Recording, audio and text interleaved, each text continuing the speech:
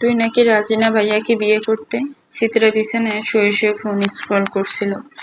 হঠাৎ রিয়ার কথা গভীর হতে দরজার পানে তাকায়। রিয়া রিমিকে কোলে নিয়ে নিয়ে তার দিকে এগিয়ে আসছে। রিয়া চিত্রা শোয়া থেকে উঠে বসে রিয়ার কাছ থেকে রিমিকে কোলে নিয়ে বলে, হ্যাঁ রাজি নই, কিন্তু কেন?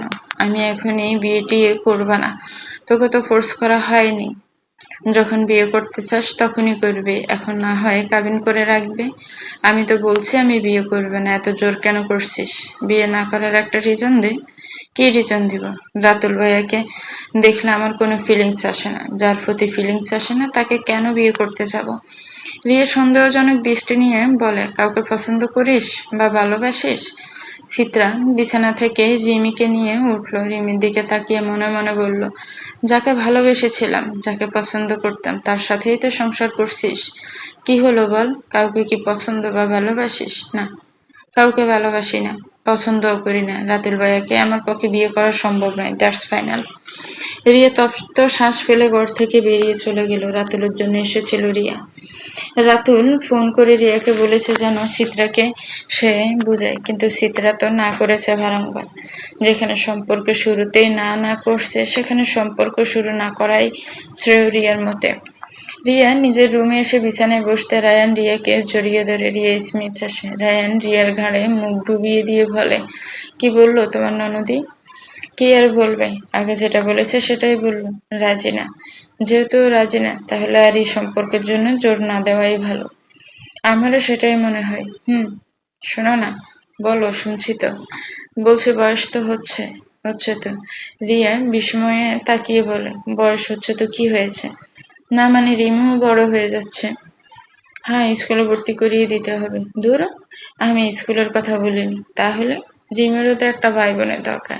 রিয়া রায়ানকে ধাক্কা দিয়ে দূরে সরিয়ে দিয়ে উঠতে যায়, আর অমনি রায়ান রিয়ার হাত ধরে টান মেরে রিয়াকে নিজের কাছে টেনে নেয়। চিত্রা রিমিকে দেওয়ার জন্য এদিকটাই আসছিল। দরজার কাছে আসতেই এমন দৃশ্য দেখে পা থেমে যায় চিত্রার। কষ্ট লাগলো না, তবে খারাপ লাগলো। একসময় ভালোবাসতো, এখনো হালকা হালকা অনুভূতি আছে। যতই হোক প্রথম অনুভূতি ছিল, তাকে ঘিরে ভুলতে চাইলেও ভোলা যায় না। রিমিকে আর না দিয়ে নিজের রুমের দিকে ফিরে গেল।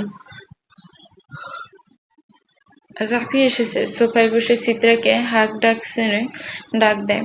চিত্রা রাফির ডাক শুনে রিমিকে নিয়ে নিচে আসে। রাফির উপর পাশে বসে, এভাবে রাখছো কেন? তোমার সামনে বিয়ে, চলে যাবা?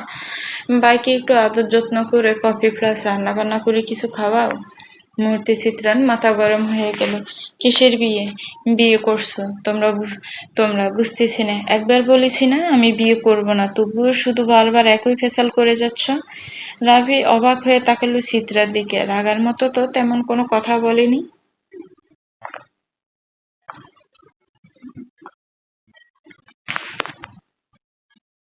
এত রেগে যাচ্ছ কেন? আমি তো মজা করেছি। সবসময় মজা ভালো লাগে না। কফি খেতে ইচ্ছে করেছে বললেই পারো। কফি বানিয়ে দাও, তা না করে বিয়ে নিয়ে কথা বলছো। আচ্ছা যাও, কফি বানিয়ে নিয়ে আসো, রিমিকে দিয়ে যাও। চিত্রা রিমিকে রাফির কাছে দিয়ে রান্নাঘরে চলে যায় কফি বানাতে। এর মধ্যে রাফির ফোনে ফোন আসে তুষারের। রাফি কেবলই তুষারের কাছ থেকে ফিরল। এর মাঝে আবার ফোন। রাফি ভাবলো হয়তো বাসায় ঠিক মতো পৌঁছিয়েছে, নাকি সেজন্য ফোন দিয়েছে। ফোনটা রিসিভ করে কানে নিয়ে রাফি বলে, হ্যালো ব্রো, আমি ঠিক মতো বাসায় এসেছি, কোনো সমস্যা হয়নি। তুষার রাফির এমন কথা শুনে বিরক্তিতে চোখ মুখ কুঁচকে বলে, জাস্ট শাট আপ। আমি তো সমস্যা হয়েছে কিনা বাসায় পৌঁছেতে সেটা শোনার জন্য ফোন করিনি। চিত্রা কি বিয়েতে হ্যাঁ বলেছে? আর বলো না ব্রো, সীতাবাগ তো রেগে ফায়ার, নো করে দিয়েছে। তুষার ব্রু কুটিং করে বলল, না কেন করেছে? সেটা জানি না। চিত্রা কোথায়? রান্নাঘরে কফি বানাচ্ছে। ফোনটা গিয়ে চিত্রাকে দে তো। কেন ব্রো, কিছু হয়েছে নাকি? এখনো হয়নি কিছু, সামনে হবে। কি হবে? ফোনটা আগে দে চিত্রাকে। আচ্ছা দিচ্ছি, হোল্ড করো। রাফি ফোনটা নিয়ে রান্নাঘরে যায়। চিত্রা কফি বানাচ্ছিল। রাফিকে দেখে বলে, তুমি আসলে কেন? আমি তো নিয়েই যাচ্ছিলাম কফি। রাফি ফোনটা নিয়ে চিত্রার সামনে ধরে বলে, না, কফির জন্য আসিনি। তুষার ব্রো কথা বলবে তোমার সাথে? না, কথা বলে রিমিকে কোলে নিয়ে দাঁড়িয়ে থাকে রাফি। চিত্রা হঠাৎ অবাক হলো, তুষার কি কথা বলবে তার সাথে। ইতস্ত হয়ে ফোনটা কানে নিল, মুহূর্তে ওপাশের গম্ভীর কণ্ঠে ভেসে আসলো, চিত্রা, বলেন। শুনলাম রিয়ার বাবা মা আর রাতুল এসেছিল। হ্যাঁ। রাজি হলে না কেন বিয়েতে? এমনি, মনে হলো রাজি না হটাই বেটার। কেন? এমনি। গুড। শোনো একটা কথা। কি কথা? রাতুল কেন পৃথিবীর অন্য কোনো ছেলে বা ছেলের মা বাবা আসলেও তুমি বিয়েতে রাজি হবে না?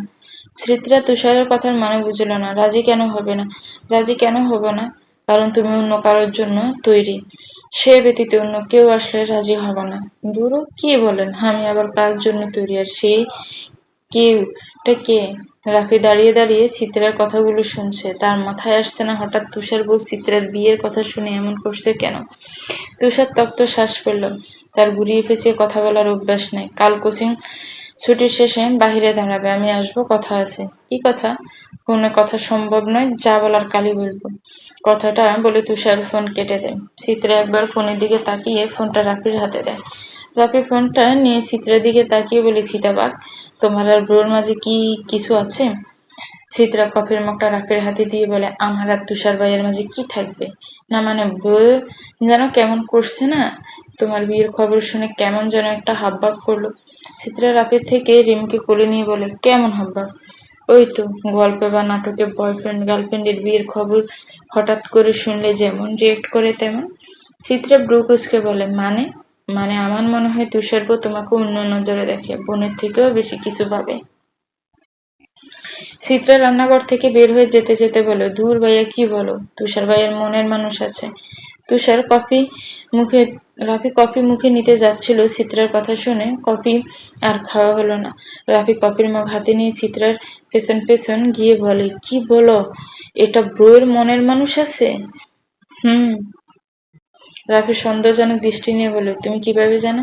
ওই তো, গতকাল রাতে বলল ভাইয়া। কি বললো? বলল তার মনের মানুষ আছে। তাকে চিনো? না, তাকে চিনি না, তবে ভাইয়া বলছে পরিচয় করিয়ে দিবে। তুষার ব্রো তার মানে রিলেশন করে? বাহ! আরে না, রিলেশন করে না, মেয়েটা জানে না যে ভাইয়া তাকে পছন্দ করে। রাফি অবাক হয়ে বলে, মানে? মানে আর কি, ভাইয়া এখনো তার মনের মানুষটিকে জানেনি। One side love. হ্যাঁ, তেমনটাই। জাস্ট ইমাজিন তুষার ব্রো ছ্যাঁকা খেলো কেমন লাগবে বিষয়টা। কথাটা বলে রাফি হেসে উঠল। আরে না, ছ্যাঁকা কেন খাবি? সে তার মতো হ্যান্ডসাম ড্যাশিং ছেলে যে মেয়েকে প্রপোজ করবে সেই রাজি হয়ে যাবে। আমার মনে হয় ব্রো ছ্যাঁকা খাবে। এটা কেন মনে হচ্ছে? আমার ষষ্ঠ ইন্দ্র জানান দিচ্ছে ব্রো ছ্যাঁকা খাবে। যাই হোক, ঘুমাতে যাও, গুড নাইট। কথাটা বলে রাফি নিজের রুমে চলে যায়। চিত্রা রাফি যাওয়ার পানে তাকিয়ে রিমিকে নিয়ে নিজের রুমে চলে যায়। কোচিং শেষে কোচিং এর বাহিরে ব্যাগ কাঁধে নিয়ে দাঁড়িয়ে আছে চিত্রা। মিনিট 5 হলো, কিন্তু তুষারের আসার নাম নেই। বিরক্ত লাগলো। এইভাবে দাঁড়িয়ে থাকার কোনো মানে হয়? মিনিট 5ও মনে হচ্ছে ঘন্টা খানেকের মতো। এর মধ্যে একটা ব্ল্যাক কালারের গাড়ি এসে থামলো চিত্রের সামনে। গাড়িটা দেখে চিনতে অসুবিধা নেই গাড়িটা কার। গাড়ির ভেতর থেকে তুষার বের হলো। পরনে তার সাদা রঙের শার্ট, নিত্যকার দিনের মতো, তাতেও সেই ব্র্যান্ডের ঘড়ি। দারুণ লাগে এই গেটআপটা চিত্রার। তুষার চিত্রার সামনে এসে দাঁড়িয়ে বলে, কতক্ষণ ধরে দাঁড়িয়ে আছো? ঘন্টা খানেকের মতো। তুষার হাত ঘড়িটার দিকে তাকায়। এখন বাজে 9টা 40 মিনিট। চিত্রার কোচিং শেষ হয় 9টা 30 মিনিটে। যেখানে মেয়েটা ঘন্টাখানেক কিভাবে দাঁড়িয়ে থাকে? তুমি আজ কোচিং করেনি? করেছি। তাহলে ঘন্টাখানেক কিভাবে দাঁড়িয়ে থাকো? কোচিং তো শেষ হয় 9টা 30 মিনিটে। আর এখন বাজে 40। কি? আমার কাছে তো মনে হলো আমি ঘন্টাখানেক ধরে দাঁড়িয়ে আছি। আচ্ছা চলো, ওদিকে যাই। চিত্রা হ্যাঁ জানায়। কোচিং এর মেয়েগুলো কেমন ড্যাব ড্যাব করে তাকিয়েছে তাদের দিকে, মনে হয় কখনো ছেলে মেয়ে দেখেনি। তুষার চিত্রাকে নিয়ে কোচিং এর পাশে একটা ছোট পার্কে ঢুকে। পার্কটাকে একটা খোলা উদ্যানও বললে চলে। চিত্রার ভালো লাগলো জায়গাটা। সামনে বসার জন্য একটা বেঞ্চ দেখতে দিয়ে সেখানে গিয়ে বসলো। তুষার চিত্রার পেছন পেছন আসলে কিন্তু বলল না। চিত্রা তুষারকে দাঁড়িয়ে থাকতে দেখে বসার জন্য বলে। তুষার চিত্রার পাশে বসে কোনো রকম হেয়ালি ছাড়া চিত্রের দিকে তাকিয়ে বলে, দেখো চিত্রা, আমি ঘুরিয়ে পেঁচিয়ে কথা বলতে পারি না, তাই সরাসরি বলছি, উইল ইউ ম্যারি মি? তুষারের কথাটা চিত্রার কর্ণগুড় হতেই বসা থেকে উঠে দাঁড়ায়। তুষারের দিকে অবাক হয়ে বলে, এসব কি বলছেন আপনি? যা বলেছি সত্যি বলছি, বিয়ে করতে চাই আমি তোমাকে। আপনি আমাকে বিয়ে করতে চান মানে? আমাদের সম্পর্ক কি সেটা আপনি ভুলে গেছেন? না কিচ্ছু ভুলিনি। তাহলে এসব কিভাবে পোষণ করেন? তুমি আমার মায়ের পেটের বোন নও যে এটা পোষণ করা পাপ। আপনার না মনের মানুষ আছে? হ্যাঁ। তাকে না বলে আমাকে বলছেন কেন? সেই মানুষটা তুমি, তাই তোমাকে বলছি। সেই মানুষটা আমি? হ্যাঁ। কিভাবে? মনে আছে ক্লাস 8-এ থাকাকালীন তুমি টেস্ট এক্সামে ফেল করেছিলে বলে মামি আমাকে বলেছিল তোমায় 1 মাস প্রাইভেট পড়াতে। আমার নিজেরও পড়াশোনা ছিল বলে মামি তোমাকে আমাদের বাসায় দিয়ে গিয়েছিল। তোমাকে আর তিশাকে রোজ বিকালে পড়াতাম। তুমি অঙ্কে ভীষণ কাঁচা ছিলে। সামান্য মুনাফার অঙ্ক পারছিলে না বলে তোমাকে 2টো ধমক দিয়েছিলাম। সেজন্য পুরো 1.5 ঘন্টা কেঁদেছিলে। সেদিন তোমার জন্য মা আমাকে বকেছিল। মায়ের বকাটা অত গায়ে মেখেছিলাম না, কিন্তু তোমার কান্না দেখে আমার বড্ড হাসি পাচ্ছিল। এত বড় একটা মেয়ে সামান্য একটা ধমকে এভাবে কেঁদে দেয়, ভাবা যায়? আর কাউকে কাঁদলে যে এত কিউট লাগে আগে জানা ছিল না। এরপর থেকে তুমি সবসময় আমাকে এড়িয়ে চলতে।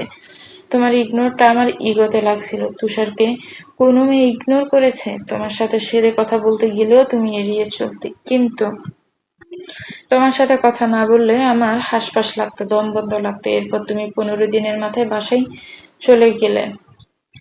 এরপর প্রতিদিন বিকেল হলে মনে পড়তো এই টাইমে তোমাকে পড়ানোর কথা আমার। মাঝে মাঝে তিশার রুমে গিয়ে বলেও ফেলতাম পড়তে আয়। তিশা আসতো, কিন্তু যখন দেখতাম তুমি আসোনি তখন তিশাকে বলে দিতাম চিত্রা কোথায়। তিশা তখন খিলখিল করে হেসে বলল, উঠতে ভাইয়া চিত্রা তো বাসায় চলে গেছে, ভুলে গেছো? আমি তখন চুপ হয়ে যেতাম। 15টা দিন অভ্যাসে পরিণত হয়ে গিয়েছিলে তুমি। তোমাকে দেখার জন্য কয়েকদিন পর ছুটে যেতাম তোমাদের বাসায়। বুঝে গেলাম আমার সুস্থভাবে বাঁচার জন্য হলেও তোমাকে চাই। ভেবেছিলাম তুমি যখন এসএসসি পাশ করবে তখন মাকে জানাবো, কিন্তু যখন দেখলাম নিজের প্রিয়তমার চোখে অন্য এক পুরুষের জন্য এক আকাশ সম ভালোবাসা, ট্রাস্ট মি, সেদিন নিজেকে এত অসহায় মনে হচ্ছিল যা বলার বাহিরে। বুকের এই বাঁ পাশটায় এত ব্যথা করছিল যে। চিত্রা চুপচাপ এতক্ষণের কথাগুলো শুনছিল। লাস্টের কথাটা শুনে চিত্রের বুক ধক করে উঠল। কাঁপা কাঁপা গলায় বলে উঠল, আপনি জানতেন সব? তুষার স্মিথ হেসে বলে, যেখানে তোমার চোখের দিকে তাকালে আমি পুরো রচনা উপন্যাস পড়ে ফেলতে পারি, আর সেখানে তুমি অন্য একজনকে দিনের পর দিন ভালোবেসেছ, তার জন্য তোমার চোখে যে মুগ্ধতা ছিল সেটা বুঝতে পারবো না?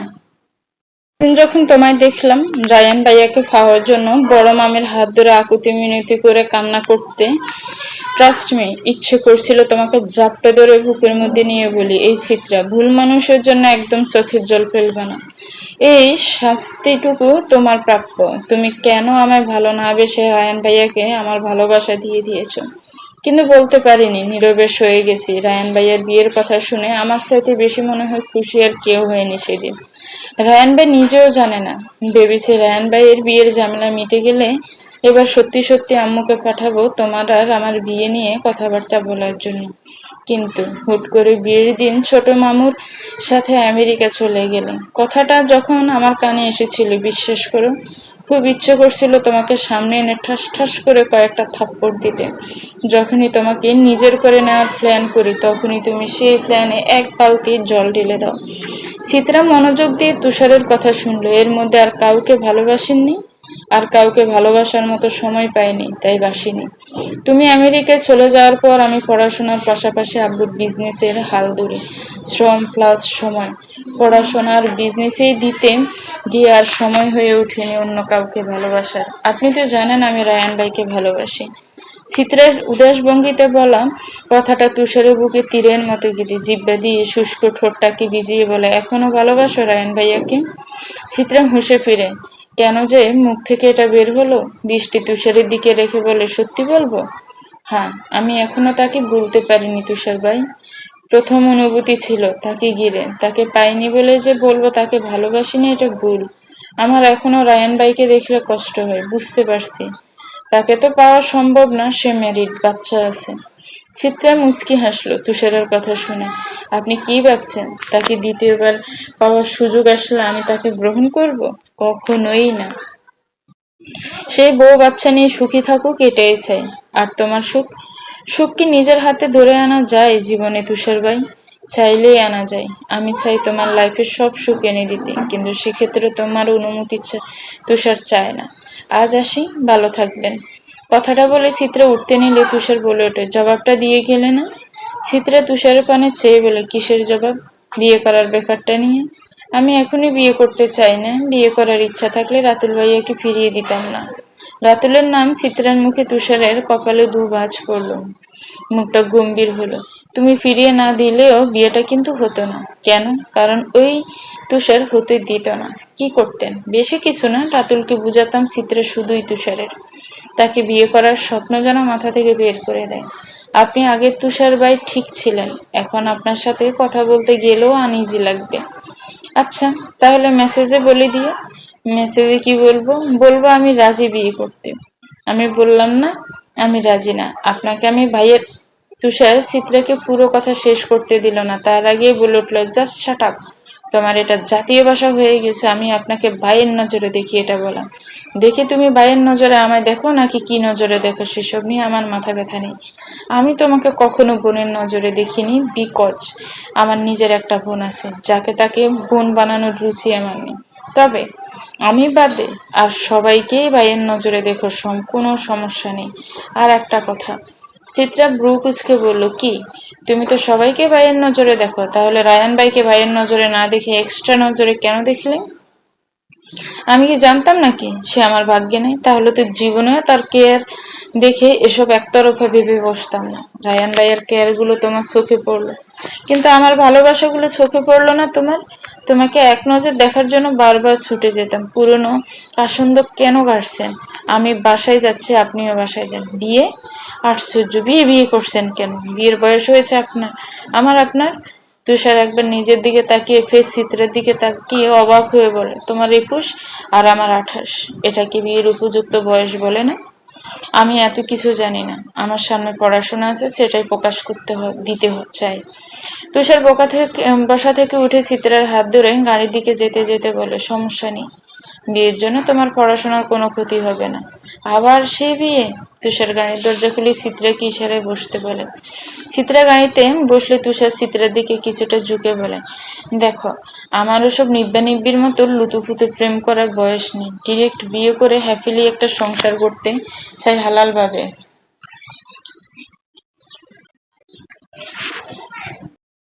ওসব নিব্বির মতো লুতুপুতুর প্রেম করার বয়স নেই। ডিরেক্ট বিয়ে করে হ্যাপিলি একটা সংসার করতে চাই, হালাল ভাবে। আমি কখন বললাম আপনি আমার সাথে লুতুর ফুতুর প্রেম করেন? বলনি, আমিই বললাম। চিত্রা আর কিছু বলল না। তুষার গাড়ির দরজাটা লাগিয়ে নিজের ড্রাইভিং সিটে বসে পড়ল। দুজনের কারো মুখে আর কোনো কথা নেই। তুষার চুপচাপ গাড়ি চালাতে থাকলো।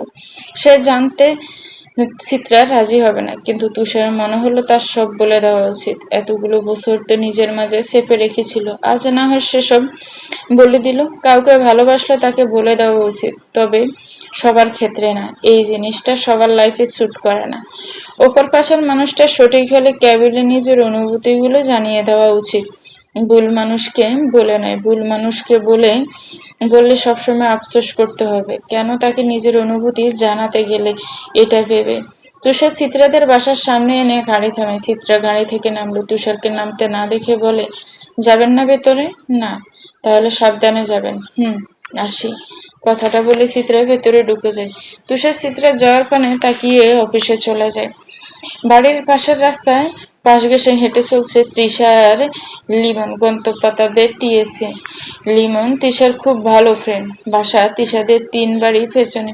হালকা রোদে সর্দির ব্ল্যাক কালার কুর্তি আর উপরে জ্যাকেট, বেশ মিষ্টি লাগছে দেখতে তৃষাকে। লিমন এটা ওটা বলছে আর তৃষা হেসে হেসে সেই কথার পৃষ্ঠে কথা বলছে। রাফি এসেছিল টিএসসি ঘুরতে কিছু ফ্রেন্ডের সাথে, কিন্তু ঘুরতে এসে সে তৃষাকে একটা ছেলের সাথে এভাবে হেসে কথা বলতে দেখবে ভাবিনি। মেয়েটা না সেদিন বলল তার নাউজুবিল্লাহ জিনিস নিয়ে হাতছ দেখছে, আস্তাগফিরুল্লাহ নিয়ে ঘুরছে। রাফি ফ্রেন্ডদের থেকে সরে গিয়ে তৃষার মিলনের সামনে দাঁড়ালো। তৃষা লিমনের সাথে কথা বলছিল, রাফিকে দেখেনি। হঠাৎ সামনে কারো উপস্থিত টের পেয়ে ঘাড় ঘুরিয়ে দেখে রাফি। তৃষা অবাক হয় রাফিকে এখানে দেখে। লিমন রাফির দিকে তাকিয়ে বলে, কিছু বলবেন ভাইয়া? রাফির দৃষ্টি তৃষার দিকে। তৃষা লিমনের দিকে তাকিয়ে বলে, তুমি যাও লিমন, আমি আসছি। লিমন মাথা নাড়িয়ে চলে যায়। তৃষা রাফির দিকে তাকিয়ে বলে, ভাইয়া আপনি এখানে ঘুরতে এসেছেন? রাফি ভ্রুকুটি করে বলেন, ভাগ্যিস ঘুরতে এসেছিলাম বলে এসব দেখলাম। তৃষা আশেপাশে তাকিয়ে বলে, কি দেখলেন? আজকালকার মেয়েরা রাস্তায় আস্তাগফিরুল্লাহ জিনিস নিয়ে ঘোরাফেরা করে। সেটা আবার কি? ছেলেটা কে ছিল? কোন ছেলে? রাফি দাঁতে দাঁত চেপে বলে, যার সাথে রং রং করে হাসতে হাসতে আসছিলে। ও মা, এটা লিমন, আমার ফ্রেন্ড। কেমন ফ্রেন্ড? Just friend. রাফি মাথার চুলগুলোকে পেছনের দিকে ঠেলে দিয়ে বলে, আজকাল জাস্ট ফ্রেন্ডের সাথে কত কিছু ভাইরাল হয়।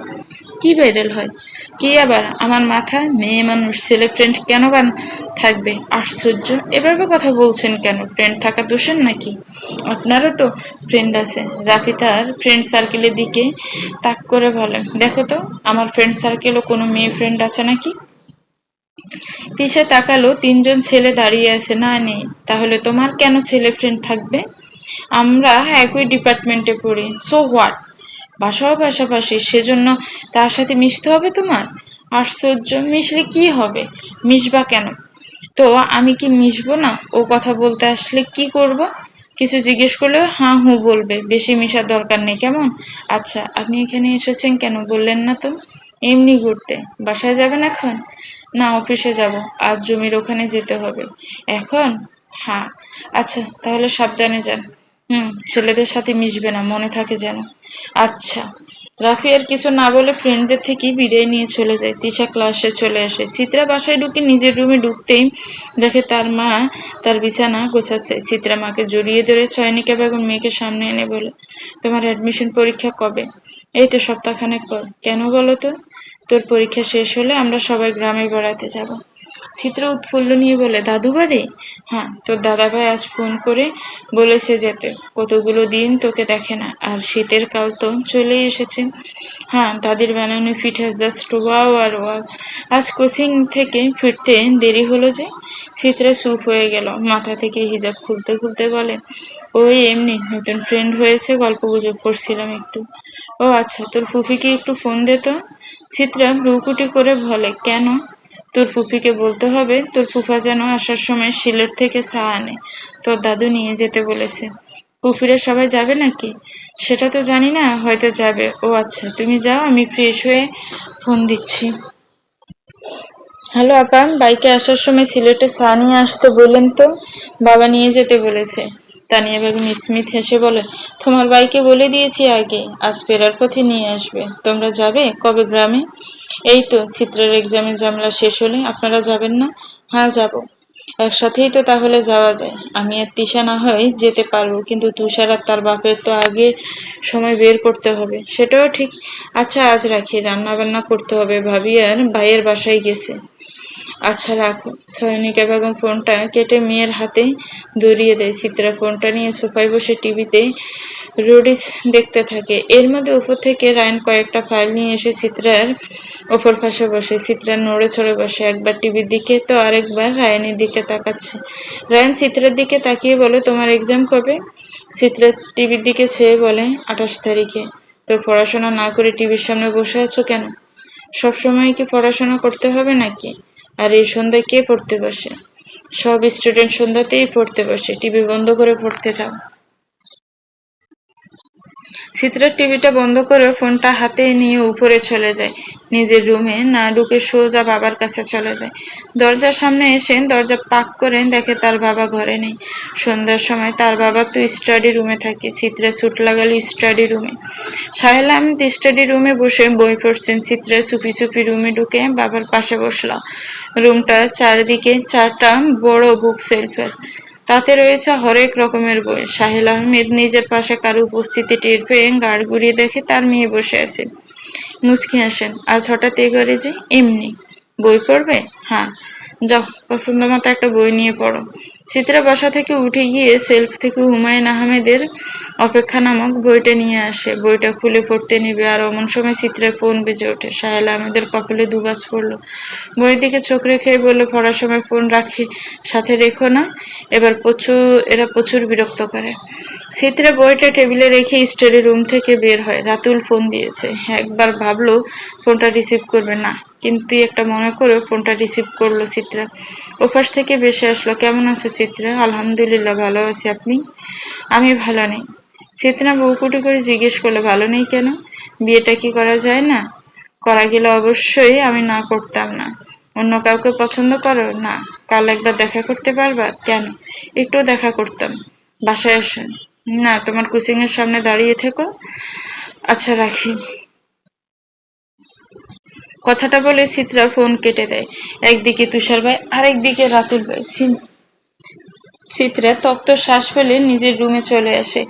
রাফি আর রাসেল আহমেদ বসে আছে অদরার সামনে। রাসেল আহমেদ কাগজপত্র বের করে অদরার সামনে রাখে। অদরা কাগজগুলোতে সাইন করার আগে রাসেল আহমেদের দিকে তাকিয়ে বলে, আমি টাকা ক্যাশ নিতে চাই না। আমি চাই টাকাগুলো আমার অ্যাকাউন্টে ট্রান্সফার হোক। রাফি বিরক্তিতে নাক মুখ কুঁচকে ফেলে। সামান্য জমি নিয়ে কি তালবাহানা করেছে এই মেয়ে।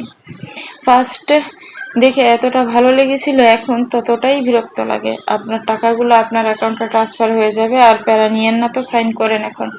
আগে টাকাটা পাঠান। রাফি পকেট থেকে ফোনটা বের করে রায়ানকে ফোন করে বলে টাকা ট্রান্সফার করে দিতে। টাকা অধরার অ্যাকাউন্টে চলে আসলে অধরা কাগজগুলোতে সাইন করে দেয়। রাফি স্বস্তির নিঃশ্বাস ফেলে। রাসেল আহমেদ কাগজগুলো ফাইলে ঢুকিয়ে অধরার দিকে তাকিয়ে বলে, ধন্যবাদ। আপনার এবং আপনার ফ্যামিলির ইনভাইট রইল আমাদের বাসায় কাল দুপুরে। আই থিঙ্ক না করবেন না। রাফি তার বাবার কথা শুনে তার হাত চেপে ধরে পিস পিস করে বলে, ইনভাইট কেন দিচ্ছ, তাও বাসায়? রেস্টুরেন্টে খাইয়ে দিলেই তো হয়। অধরা বাপ বেটাকে পর্যবেক্ষণ করে বলে, চেষ্টা করবে আসার। এখন আসি ভাই। কথাটা বলে অধরা চলে যায়। রাসেল আহমেদ আর রাফিও চলে আসে। হ্যাঁ রে তুষার, তোর কি মাধবীর মেয়ে ময়নার কথা মনে আছে? তুষার খাবার খাচ্ছিল, হঠাৎ তানিয়া বেগমের কথা শুনে ভ্রু কুঁচকে বলে, কয়েক বছর আগে যে এসেছিল বাচ্চা মেয়েটা? হ্যাঁ, ও কিন্তু এখন আর বাচ্চা নেই। কিসে যেন পড়ে? এবার এসএসসি দিবে। এসএসসি দিবে? যে কিনা এখনো স্কুলের গণ্ডি পার করেনি, সে তো এখনো বাচ্চাই। মেয়েটা কিন্তু দেখতে বেশ সুন্দর। তুষার কিছু বলল না। তানিয়া বেগম গ্লাসে পানি ডালতে ডালতে বলে, এবার গ্রামে গিয়ে ভাবছি মাধবীর সাথে কথা বলবো। তুষার ভাত খেতে খেতে জবাব দেয়, ভালো তো। কি নিয়ে কথা বলবো? জিজ্ঞেস করলি না? কি নিয়ে কথা বলবা? তোর আর ময়নার বিয়ের ব্যাপার নিয়ে কথা বলবো। কথাটা কর্ণগোর হতে তুষার বিষম খায়। তানিয়া বেগম তুষারের মাথায় পিঠে হাত বুলিয়ে বলে, ধীরে সুস্থে খায়, এখনই তো গলায় আটকে যাচ্ছিল ভাত। তুষার গ্লাস থেকে পানি খেয়ে বলে, আমার গলায় ভাত আটকে যাচ্ছিল না মা, আমার শ্বাসটাই আটকে যাচ্ছিল তোমার কথা শুনে। তুমি কার সাথে আমার বিয়ের কথা বলছো? কেন? তোর আর ময়নার মাথা কি একেবারে খারাপ হয়ে গেছে? ওর বয়স কত? 18 হয়নি, ওর থেকে গুনে গুনে 10-11 বছরের বড় আমি। তাতে কি, বয়স কোনো ম্যাটারই করে না। তোমার চোখ এত বাজে, আগে তো জানতাম না মা। কেন, কি হয়েছে? তুমি আশেপাশে মেয়ে রেখে গেছো ওই মাধবী খালার মেয়ে ময়নার কাছে? তানিয়া বেগম আফসোস নিয়ে বলেন, আশেপাশে তো কত মেয়ে দেখালাম তোকে, তুই তো পছন্দ করলি না। আমি কি ছেলের বিয়ে দেখতে পারবো না ইহকালে? তুমি কি ভাবছো ওই পিচ্ছি মেয়ের কথা বললে আমি রাজি হয়ে যাব?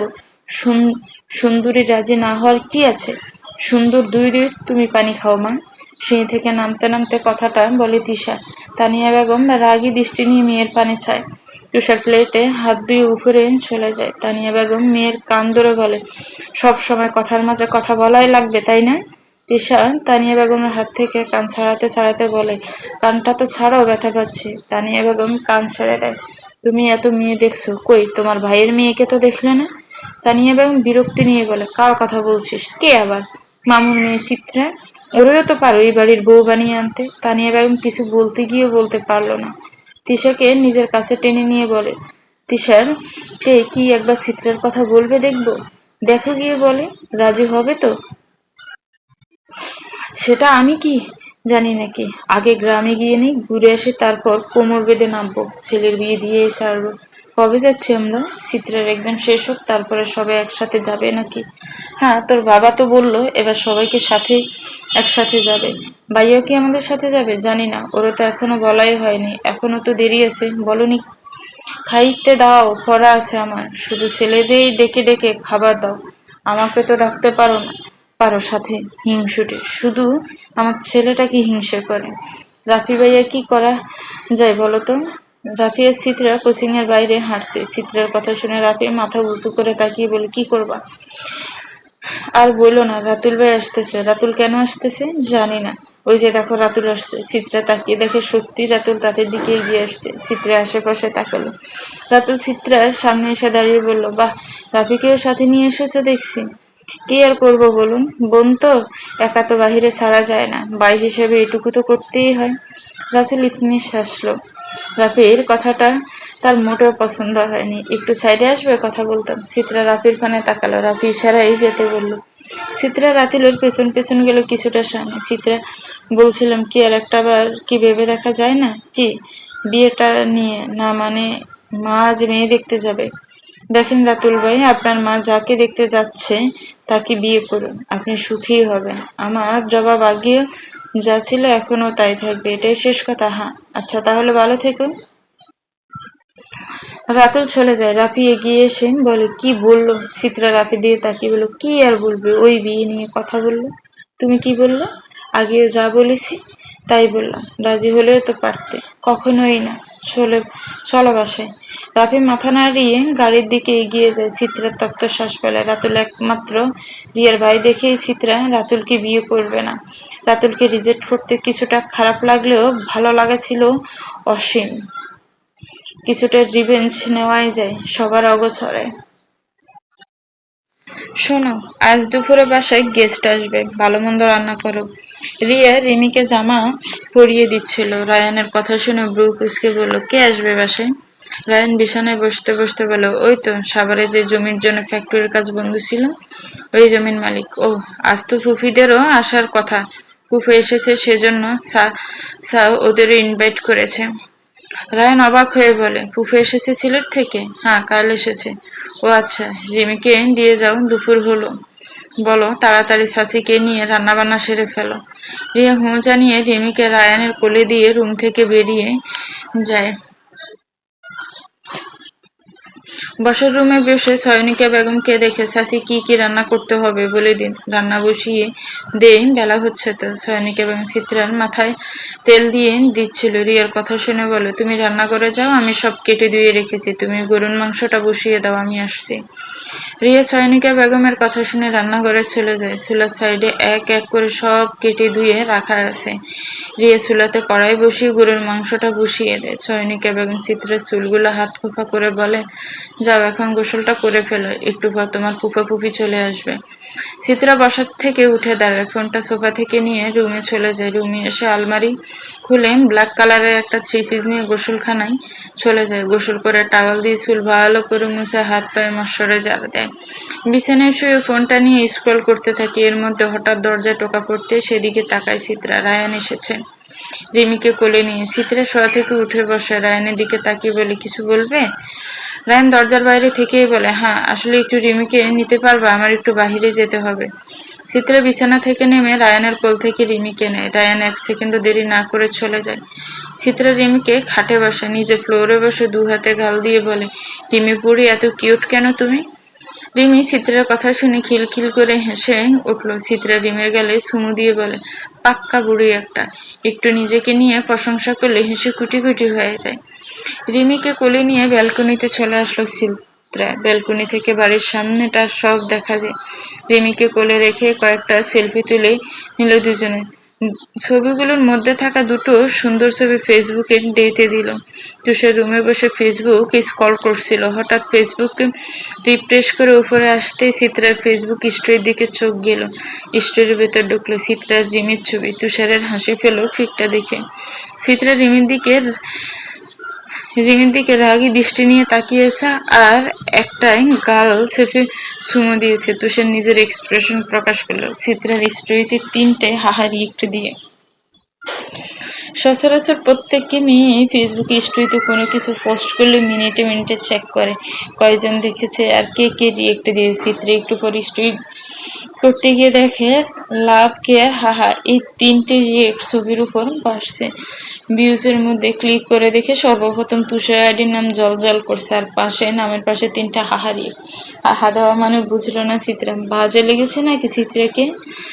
ভেবে নিল হয়তো বাজে লাগছে, তাই স্টোরিটা ডিলিট করে দিল। ফোনটা চার্জে লাগিয়ে নিচে চলে আসলো রিমিকে নিয়ে। তৃষা আজ পার্পল কালার কুর্তি পরেছে, মুখে হালকা মেকআপ, চুলগুলো খোলা, কিউটনেসটা খানিক বেড়ে গেছে। আয়নায় তাকিয়ে একবার দেখে নিল সাজে কোনো ত্রুটি আছে নাকি। না, নেই। ওড়নাটা গলায় ঝুলিয়ে রুম থেকে বেরিয়ে গেল। ষোড়শীর মেয়েরা যখন কাউকে ভালোবাসে তখন প্রতিটা মুহূর্তে নিজেকে এক্সপেন্সিভ, আকর্ষণীয় করে তুলতে চায়, যাতে ওপর পাশে থাকা মানুষটার অ্যাটেনশন কেবল তার দিকেই থাকে। তিশারাও নিজেকে পদে পদে তেমন আকর্ষণীয় করে তুলেছে। তানিয়া বেগম, তার আর স্বামী তামিম খান বসে আছে। তিশা গিয়ে তাদের মাঝখানে বসে পড়ে। তামিম খানের দিকে তাকিয়ে বলে, দেখো তো আব্বু কেমন লাগছে তোমার আনা ড্রেসটায়।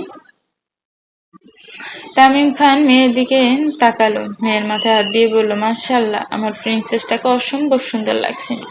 তিশা হাসলো, ফের মায়ের দিকে ঘুরে বলল, মা বলো তো আমাকে কেমন লাগছে। তানিয়া বেগম সেই দিকে তাকালো, দেখলো তুষার নামছে পরনে ব্ল্যাক শার্ট। এই ছেলে এত ব্ল্যাক পরতে পারে, মানে সাদা ব্ল্যাক ছাড়া আর কোনো কালার মনে হয় আছে সেটা তার ডিকশনারিতে নেই। মেয়েকে রাগানোর জন্য তুষারের দিয়ে তাকিয়ে বলল, মাশাআল্লাহ, আমার বাপজানকে অসম্ভব সুন্দর লাগছে। তিশার মুখ চুপসে গেল, বিরস মুখে বলল, জানি ভাই অসম্ভব সুন্দর, আমি তো ভাইয়ের প্রশংসা করতে বলি নাই, আমারটা করতে বলছি। তানিয়া বেগম মেয়ের দিকে তাকালো, ও তুই আমায় বলেছিলি তোর প্রশংসা করতে? আমি ভাবছি তোর আব্বুকে বলছি। না, খারাপ লাগছে না দেখতে, তোকে মোটামুটি ভালোই লাগছে। তিশা বাবার পানে চাইলো। তামিম খান মেয়েকে চোখের ইশারায় বলল, মোটামুটি না, অনেক সুন্দর লাগছে। তুষার এসে মা বাবা বোনের সামনে দাঁড়াতে তানিয়া বেগম বলে উঠল, তোর কি ব্ল্যাক কালারের শার্ট ছাড়া আর কোনো শার্ট নেই? তুষার শার্টের হাতা ফোল্ড করতে করতে বলে, থাকবে না কেন, আছে তো হোয়াইট কালারের। সেটা আমিও জানি, সাদা কালো ছাড়া কি আর নেই? উফ, তুমি আবার আমার শার্ট নিয়ে পড়লে কেন? দেরি হচ্ছে, চলো। তুষার চলে গেল। তানিয়া বেগম স্বামীর পানে রাগী দৃষ্টি নিয়ে তাকিয়ে সেও বেরিয়ে গেল। তামিম খান মেয়েকে নিয়ে দীর্ঘশ্বাস ফেলে চলে গেল। রায়ান বাড়ি থেকে কিছুটা সামনে দাঁড়িয়ে আছে। অদরা আর তার ফ্যামিলি আসছে, বাসা চিনে না, তাই এখনটা এসে দাঁড়িয়ে আছে। হঠাৎ একটা ব্ল্যাক কালারের গাড়ির সামনে এসে দাঁড়াতে রায়ান বুঝলো এটাই অদরার গাড়ি। গাড়ির কাছ থেকে এগিয়ে গেল, অদরা গাড়ির গ্লাস নামিয়ে দিল। রায়ান গাড়ির ভেতর তাকিয়ে দেখে গাড়িতে অদরা ড্রাইভিং সিটে বসে আছে। অদরা ইশারায় রায়ানকে গাড়িতে উঠে বসতে বলল। রায়ান অদরার পাশে থাকা সিটে বসে পড়ল। আপনার বাবা মা আনলেন না যে? তারা এসব দাওয়াতে আসা খুব একটা পছন্দ করে না। রায়ান ও বলে বাসাটা কোন দিকে সেটা বলে দিল। অদরা রায়ানের ডিরেকশন অনুযায়ী গাড়ি চালিয়ে বাসার সামনে আসলো। অদরা গাড়ি থেকে নামলো। তলার একটা ডুপ্লেক্স, আকাশি রঙের। রায়ান অদরাকে বাসার ভেতর ঢুকতে বলল। অদরা আর রায়ান বাসার ভেতর ঢুকলো। মেন গেট পেরিয়ে ভেতরে আসতেই দেখলো চারপাশে হরেক রকমের ফুলের গাছ। এত ফুল প্রিয় কে আপনাদের বাসার? অদরার ফুল গাছগুলোর দিকে তাকালো। রায়ান অদরার দিকে দেখে বলল, এই ফুল গাছগুলো অংশীদার অনেক, শুধু একজনের নাম দেওয়া যাবে না। অদরা বউ কুচকে বলল, অংশীদার অনেক মানে? এই ফুল গাছের বাগানের মালিক হচ্ছে আমার ভাই বোনগুলো। আপনার ভাই তো রাফি, আপনার বোনও আছে নাকি? হ্যাঁ, রাফি আর আমার চাচাতো বোন চিত্রা আর ফুপির মেয়ে তৃষা, ওদের শখের বাগান এটা। ও আচ্ছা। রায়ান অদরাকে নিয়ে সদর দরজা দিয়ে বসার ঘরে ঢুকে সোফায় বসেছিল চিত্রা। হঠাৎ ওখানে একটা মেয়েকে রায়ানের সাথে দেখে কিছুটা বিস্ময় হয়। রায়ান অদরাকে নিয়ে চিত্রার সামনে এনে বলে, এটা হচ্ছে আমার বোন চিত্রা। চিত্রা রিমিকে কুলে নিয়ে বসা থেকে উঠে দাঁড়ালো। অদরা মুচকি হেসে বলল, হাই। চিত্র ভদ্রতার খাতিরে হাই বলল। রায়ান অদরাকে সোফায় বসতে বলে উপরে চলে যায়। অদরা আশেপাশে তাকিয়ে সোফায় বসলো। তুমি কিসব পড়াশোনা করো? চিত্রা দাঁড়িয়ে থেকেই বলল, যে এবার এডমিশন দিব। অদরা চিত্রার কোলে বাচ্চা মেয়েটাকে দেখে বলল, বাচ্চাটা কার? যার সাথে আসলে তার, মানে রায়ান ভাইয়ের মেয়ে জিমি। রাফি শুয়েছিল। হঠাৎ দরজায় টোকা পড়ার শব্দ শুনে শোয়া থেকে উঠে দরজা খুলে দেখে রায়ান। কিছু বলবা?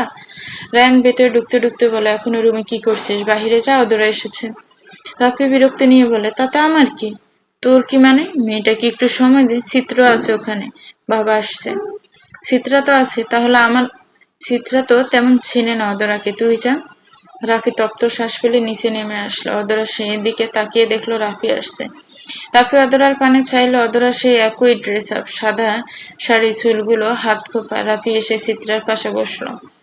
রান্নাঘর থেকে রিয়া সয়নিকা বেগমে বেরিয়ে আসলো, খাবার টেবিলে এক এক করে সব খাবার সার্ভ করলো। রাফি অদরার সাথে কোনো কথা বলল না। রিয়া আর সয়নিকা বেগমের সাথে হালকা পাতলা পরিচয় হয়ে গেল। এর মধ্যে সদর দরজা দিয়ে রাসেল আহমেদ আর সাহেল আহমেদ বসার রুমে ঢোকে। রাসেল আহমেদ অদরাকে দেখে কিছুটা খুশি হয়। অদরার দিকে এগিয়ে এসে কুশল বিনিময় করে সাহেল আহমেদ স্ত্রীর দিকে তাকিয়ে বলে, আপনারা এখনো আসেনি? সয়নিকা বেগম মাথা নাড়িয়ে না ঝাড়ায়। সাহেল আহমেদ আর রাসেল আহমেদ উপরে চলে যায় ফ্রেশ হতে। চিত্রা রিমিকে নিয়ে নিজের রুমে চলে যায়। ড্রয়িং রুমে রইল রাফিয়া আর অদরা। রাফিয়া একদিন ফোন স্ক্রল করতে থাকে। এর মধ্যে কয়েক জোড়া পায়ের শব্দ শুনে সামনে তাকিয়ে দেখে তার ফুফা ফুফি আসছে। তার পেছনে আছে তুষার আর তৃষা। চোখ থমকে যায় রাফির। অদরা রাফির দিকে দৃষ্টি অনুসরণ করে। রাফির চোখ রয়েছে মুগ্ধতা। দুজন মধ্যবয়সী আর দুজন ইয়াং। তৃষা বাড়ির ভেতর ঢুকেছিল যতটা হাসি খুশি নিয়ে, এখন আর ততটা হাসি মুখে নেই। তানিয়া বেগম আর তামিম খান সোফায় বসতে বসতে বলে, বাড়ির লোকজন কই? রাফি তৃষার থেকে দৃষ্টি সরিয়ে বলে, সবাই উপরে, দাঁড়াও এখনই ডাকছে। কথাটা বলে রাফি সবাইকে ডাক দেয়। তৃষা গিয়ে মায়ের পাশে বসে। তুষার আলাদা একটা সোফায় বসে। তানিয়া বেগম অদরার দিকে তাকিয়ে রাফিকে বলে, মাইয়াটা কে রে রাফি? চিনতেছি না, তোর বান্ধবী নাকি? রাফি অদরার দিকে একবার তাকিয়ে বলে, না পুপি, আব্বুর বান্ধবী, আমার না। অদরা আর চোখে তাকালো রাফির দিকে। তুষারের দৃষ্টি এদিক ওদিক। চিত্রাকে কেন দেখছে না? মেয়েটা কই? রাসেল আহমেদ, সাহেল আহমেদ, সয়নিকা বেগম, রিয়া, রায়ান নিচে নেমে আসলো। রাসেল আহমেদ আর সাহেল আহমেদ বোন আর বোনের স্বামীর সাথে কুশলাদি করে। রায়ান তুষারের পাশে বলে, হেই তুষার, কেমন আছিস? তুষার নড়েচড়ে বসে বলে, এই তো আলহামদুলিল্লাহ ভালো। তুমি? আমিও ভালো। তা বিয়ে করছিস কবে? এই শীতে। সত্যি? তুষার মিথ্যে বলে না জানো তো। তা অবশ্যই ঠিকই। পুফি মেয়ে দেখেছ? না, মেয়ে তোমার পুফি কেন দেখবে, আমি দেখেছি। রায়ান সন্দেহজনক দৃষ্টি নিয়ে বলে, তুই দেখছিস মানে? পছন্দ আছে? হ্যাঁ তেমনটাই। সয়নিকা বেগম সবাইকে খাবার টেবিলে বসতে বলল। তুষার, রাফি, তিশা এখন খাবে না বলে দিয়েছে। তাদের রেখেই বাকি সবাই খেতে বসেছে। অদরা আনিজি লাগছে, এত মানুষ। তুষার রাফির দিকে তাকিয়ে বলে, বাড়িতে আরেকজনকে দেখছি না কেন? তুষার ভ্রুকুটি করে বলে, কে? চিত্রা। হয়তো ওর রুমে আছে।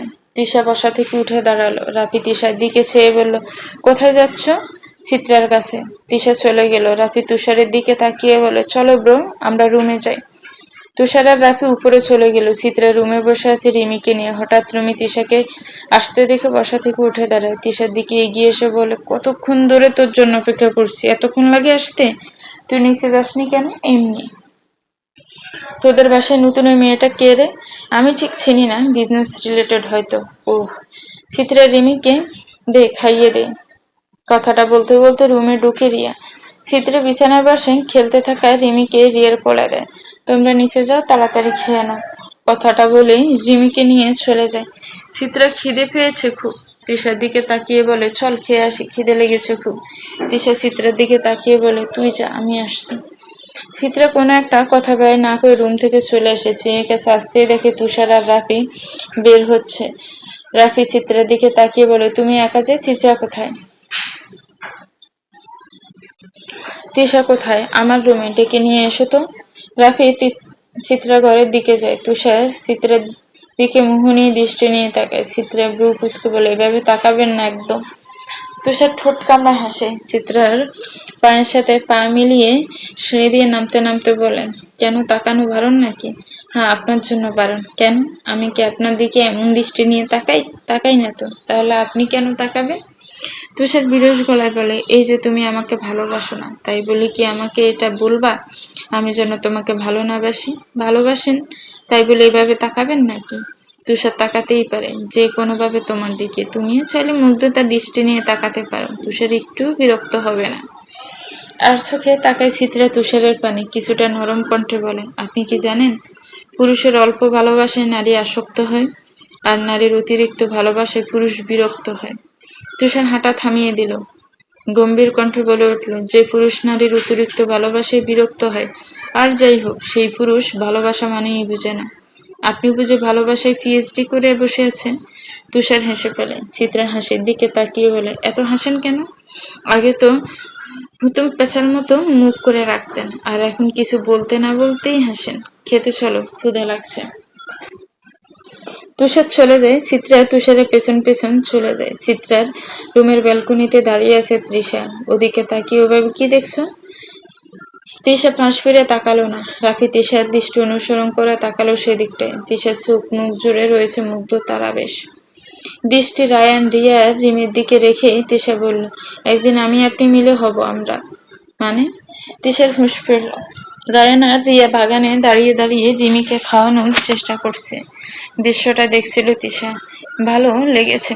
কখন যে ওখানে নিজেকে আর রাফিকে কল্পনা করলো বুঝতেই পারেনি। পাশ ফিরে রাফিকে দেখে বলে, মানে টানে কিছু না, আপনি এখানে কেন? মামুর বান্ধবী কই? আমি কিভাবে বলবো সে কই? কেন আপনি না দেখলাম তার সাথে গল্প গুজব করছিলেন।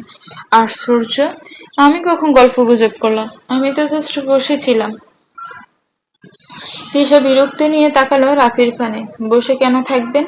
আমাকে বলেছিলেন কোনো ছেলের সাথে মিশতে না। আপনারও উচিত কোনো মেয়ের সাথে মেশা তো দূরস্থ, তার আশেপাশেও না বাসা। রাফি হাই তুলতে তুলতে বলে, are you jealous miss Trisha? No, আমি জাস্ট আপনার কথাটা আপনাকে ব্যাক করলাম। যে কথা নিজে মানতে পারেন না সে কথা অন্য কাউকে কেন মেনে চলতে বলেন? ওকে, মেনে চলবো। খেতে চলো এখন। তৃষার আগে দৃষ্টি নিক্ষেপ করে চলে গেল। রাফি হাসলো। তার এখন একটা গান গাইতে ইচ্ছে করছে, আর সেটা হলো, মেয়ে তোর জেলাস জেলাস চোখে যেন হিংসেরা ঢেউ খেলে, সে ঢেউয়ের খেলা দেখিতে আমার ভাল লাগে। মেয়ে তোর গোলাপি গোলাপি গালে যখন রাগের আভা ফুটে, সে আভা দেখিতে আমার ভাল লাগে, বড়ই ভাল লাগে। শীতের সকাল, কুয়াশা ভেদ করে সূর্য মামা উকি দিচ্ছে আকাশে। চিত্রা রেডি হয়ে বসে আছে সোফায়। আজ তার অ্যাডমিশন পরীক্ষা। ফাঁসে রাফি চিত্রার নার্ভাসনেস দেখে বলে, এত টেনশন করো না, সব তো পড়িয়ে নিয়েছো, কমন পড়বে, চান্সও পেয়ে যাবে। চিত্রা শরীরের জ্যাকেটের পকেটে হাত ঢুকিয়ে বলে, যদি একবার কমন না পড়ে? খুব ভয় করছে ভাইয়া। প্যারা নিও না, ওঠো, সময় হচ্ছে তো পরীক্ষার।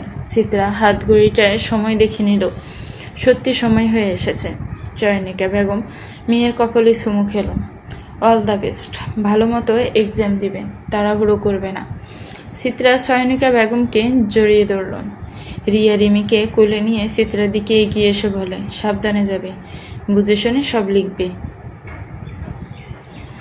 চিত্রা চয়নিকা বেগমকে ছেড়ে রিয়ার কোল থেকে রিমিকে কোলে নেয়।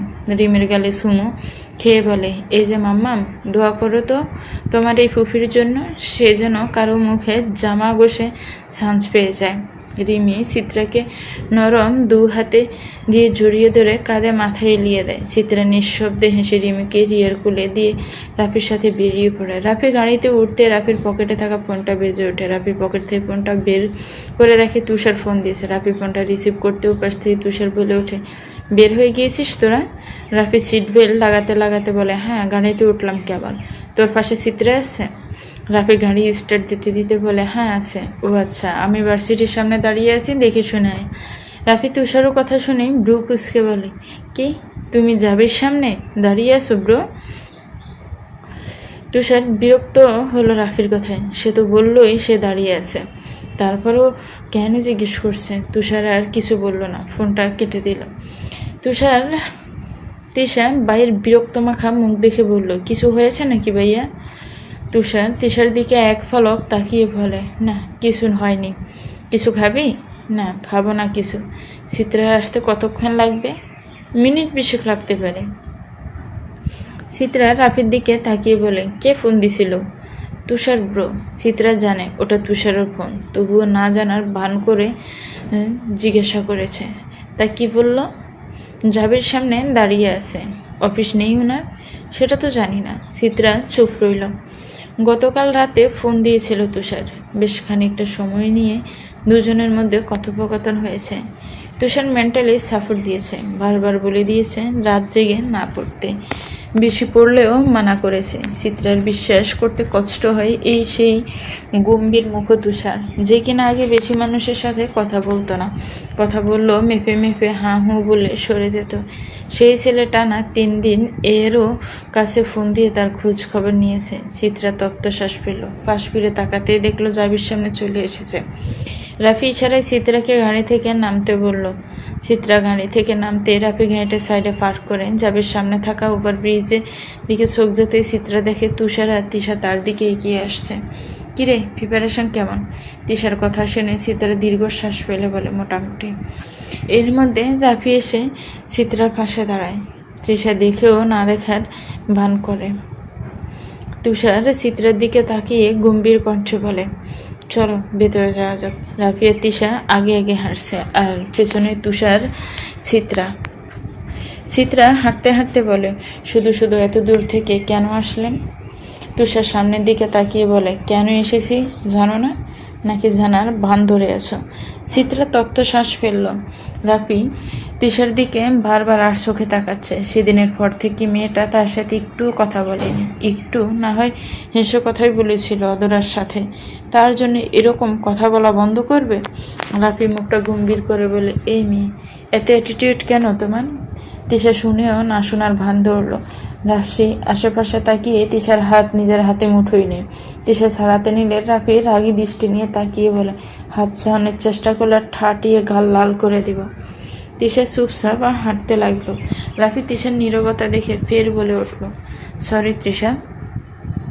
তৃষা ঘাট ঘুরিয়ে রাফির দিকে তাকালো। ব্রু কুচকে জিজ্ঞেস করলো, সরি ফর হোয়াট?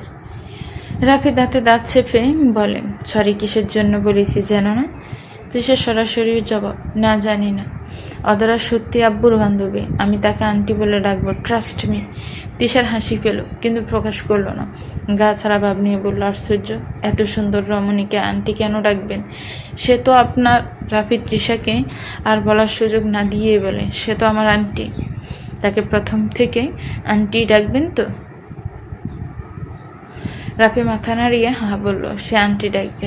সেদিন চিত্রাদের বাড়িতে রাফি তৃষাকে জেলাস ফিল করানোর জন্য এমন নাটক করলো যে বেচারা নিজেই ফেসে গিয়েছিল। সেদিন খাওয়া শেষে যখন চিত্রা তৃষা সোফায় বসেছিল, রাফি গিয়ে ঠিক অদরাকে কিছুটা দূরত্বে নিয়ে বসেছিল। তৃষা আর চোখে দেখেছিল। অদরা ফোনে সময় দেখে রাফির দিকে তাকিয়ে বলেছিল, মিস্টার রাফি, এখন আমি যেতে হবে। রাফি আর চোখে একবার তৃষার পানে তাকিয়ে অদরাকে উদ্দেশ্য করে বলে, চলুন তাহলে এগিয়ে দিয়ে আসি। না, তা দরকার হবে না, আমি যেতে পারবো। রাফি বসা থেকে উঠে দাঁড়িয়ে মুচকি হেসে বলে, আরে সেটা বললে হয় নাকি? আপনি আমাদের গেস্ট, আপনাকে এগিয়ে দিয়ে আসতেই পারি, চলুন। অতরা গম্ভীর মুখে নিজের হ্যান্ডব্যাগটা নিয়ে বেরিয়ে যায়। রাফি অতরার পেছনে যেতে নিলে তৃষা পেছন থেকে রাফিকে শুনিয়ে বলে, আজকাল মানুষ যে সে মানবতা দেখাতে চায়। রাফি শুনলো, তবুও না শোনার ভান করে চলে গেল। তৃষা রেগে উঠল। চিত্রার দিকে তাকিয়ে বলল, দেখলি, মেয়েটা না করলো, তবুও রাফি ভাই চলে গেল। চিত্রায় সোফায় মাথা এলিয়ে দিয়ে চোখ বন্ধ করে বলে, মনে হয় ভাইয়ার পছন্দ হয়েছে ওই আপুকে। ব্যাস, এই একটা কথাই ছিল তিশার মনে বিষ ঢোকানোর জন্য যথেষ্ট। তিশা পারছিল না সেখানেই চোখের জলগুলো ছেড়ে দিতে। রাফি অদরাকে তাদের মেইন গেট অব্দি ছেড়ে দিয়ে বাসায় ব্যাক করে। ততক্ষণে তিশা নিজের মায়ের কাছে চলে যায়। রাফি ভেবেছিল তিশা হয়তো জেলাস হবে আর তাকে এসে বলবে কেন সে গেল, কিন্তু তার কিচ্ছুটি হলো না। উল্টো তিশা সেদিন সন্ধ্যায় বাবা মায়ের সাথে বাসায় চলে যায়। তুষার দুপুরে খেয়েই চলে গিয়েছিল। এরপর তিশা একবারের জন্য ফোন দেয়নি রাফিকে। রাফি দিয়েছিল, কিন্তু তিশা প্রথমে রিসিভ না করলেও পরে করেছিল। রাফিকে কিছু বলার সুযোগ না দিয়ে তিশা বলেছিল, মামুর বান্ধবীকে গিয়ে ফোন দেন, আমাকে দিবেন না ফোন।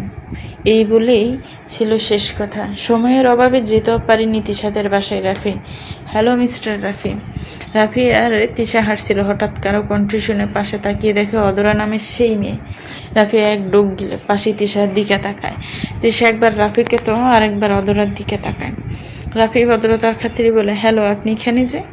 অদরা চোখের সামনে আসা চুলগুলো কানের পিছনে গুজে দিতে দিতে বলে, আমার কাজিন এসেছে এক্সাম দিতে, তাই এসেছি। তা আপনার এক বোনকে দেখছি, আরেক বোন যার এক্সাম সে কই?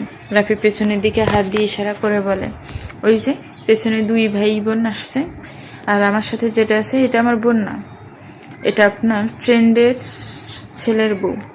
অধরা ব্রু কুচকে তাকালো রাফির দিকে। রাফি পাশে থাকা মেয়েটা তার কোন ফ্রেন্ডের ছেলের বউ? আমার ফ্রেন্ডের ছেলের বউ মানে? রাফি মুচকি এসে মাথা চুলগুলোকে পেছনের দিকে ঠেলে দিয়ে বলে, ও আপনি বুঝবেন না, আসি, ভালো থাকবেন। কথাটা বলে রাফি তিশাকে নিয়ে চলে আসে। তিশা সন্দেহান দৃষ্টি নিয়ে বলে, আপনি তাকে বুঝিয়ে বললেন না কেন? কি বুঝিয়ে বলবো? ওই যে ফ্রেন্ডের ছেলের বউ, কিভাবে সেটা? তার মাথায় গোবর না থেকে বুদ্ধি থাকলে বুঝে নেবে, আমার তাকে বুঝাতে হবে না। তিশা আর কথা বাড়ালো না। অতিরিক্ত রাগ অভিমান দেখানো মানে সম্পর্কে পাটল ধরানো, যা তিশা চায় না। হালকা করে দেখাবে সব। এক্সাম কেমন হলো? হল থেকে বাহিরে আসতেই প্রশ্নটি ছুড়ে দেয় তুষার। চিত্রা গাছের উপর বসে বলে, আলহামদুলিল্লাহ, ভালোই হয়েছে। পানি খাবে? চিত্রা মাথা নাড়িয়ে হ্যাঁ জানালো। তুষার স্টল থেকে পানির বোতল এনে চিত্রার হাতে দেয়। চিত্রা ডক ডক করে পানিটুকু খায়। আশেপাশে তাকিয়ে বলে, তিশা আর ভাইয়া কোথায়? রাফি তিশাকে বাসায় পৌঁছে দিতে গিয়েছে। কেন? মা ফোন করে বললো তিশাকে যেন পাঠিয়ে দেওয়া হয়, তো রাফিকে বললাম পৌঁছে দিতে। ও, চলেন তাহলে, আমাকে বাসায় পৌঁছে দিন। খুব কি টায়ার্ড লাগছে? হ্যাঁ, প্রচুর। এখানে একটা বিছানা থাকলে ট্রাস্ট মি, এখানেই আমি শুয়ে পড়তাম। আচ্ছা চলো তাহলে বাসায় পৌঁছে দিই। চিত্রা বসা থেকে উঠে দাঁড়ায়। তুষার চিত্রার হাত ধরে গাড়ির দিকে যায়। গাড়িতে চিত্রাকে বসিয়ে নিজেও বসে পড়ে। তুষার গাড়ি স্টার্ট দিতে দিতে বলে, চিত্রা, একটা কথা বলতে চাই। চিত্রা সিটে মাথায় এলিয়ে দিয়ে চোখ বন্ধ করে বলে, বলুন। আর কত ওয়েট করাবে? শীতের মধ্যে বিয়েটা করতে চাচ্ছে। চিত্রা চোখ মিলে তাকায়, সোজা হয়ে বসে বলে, মানে হচ্ছে এই যে আমি চাইছি এই শীতেই তোমাকে আমার বউ করে নিতে।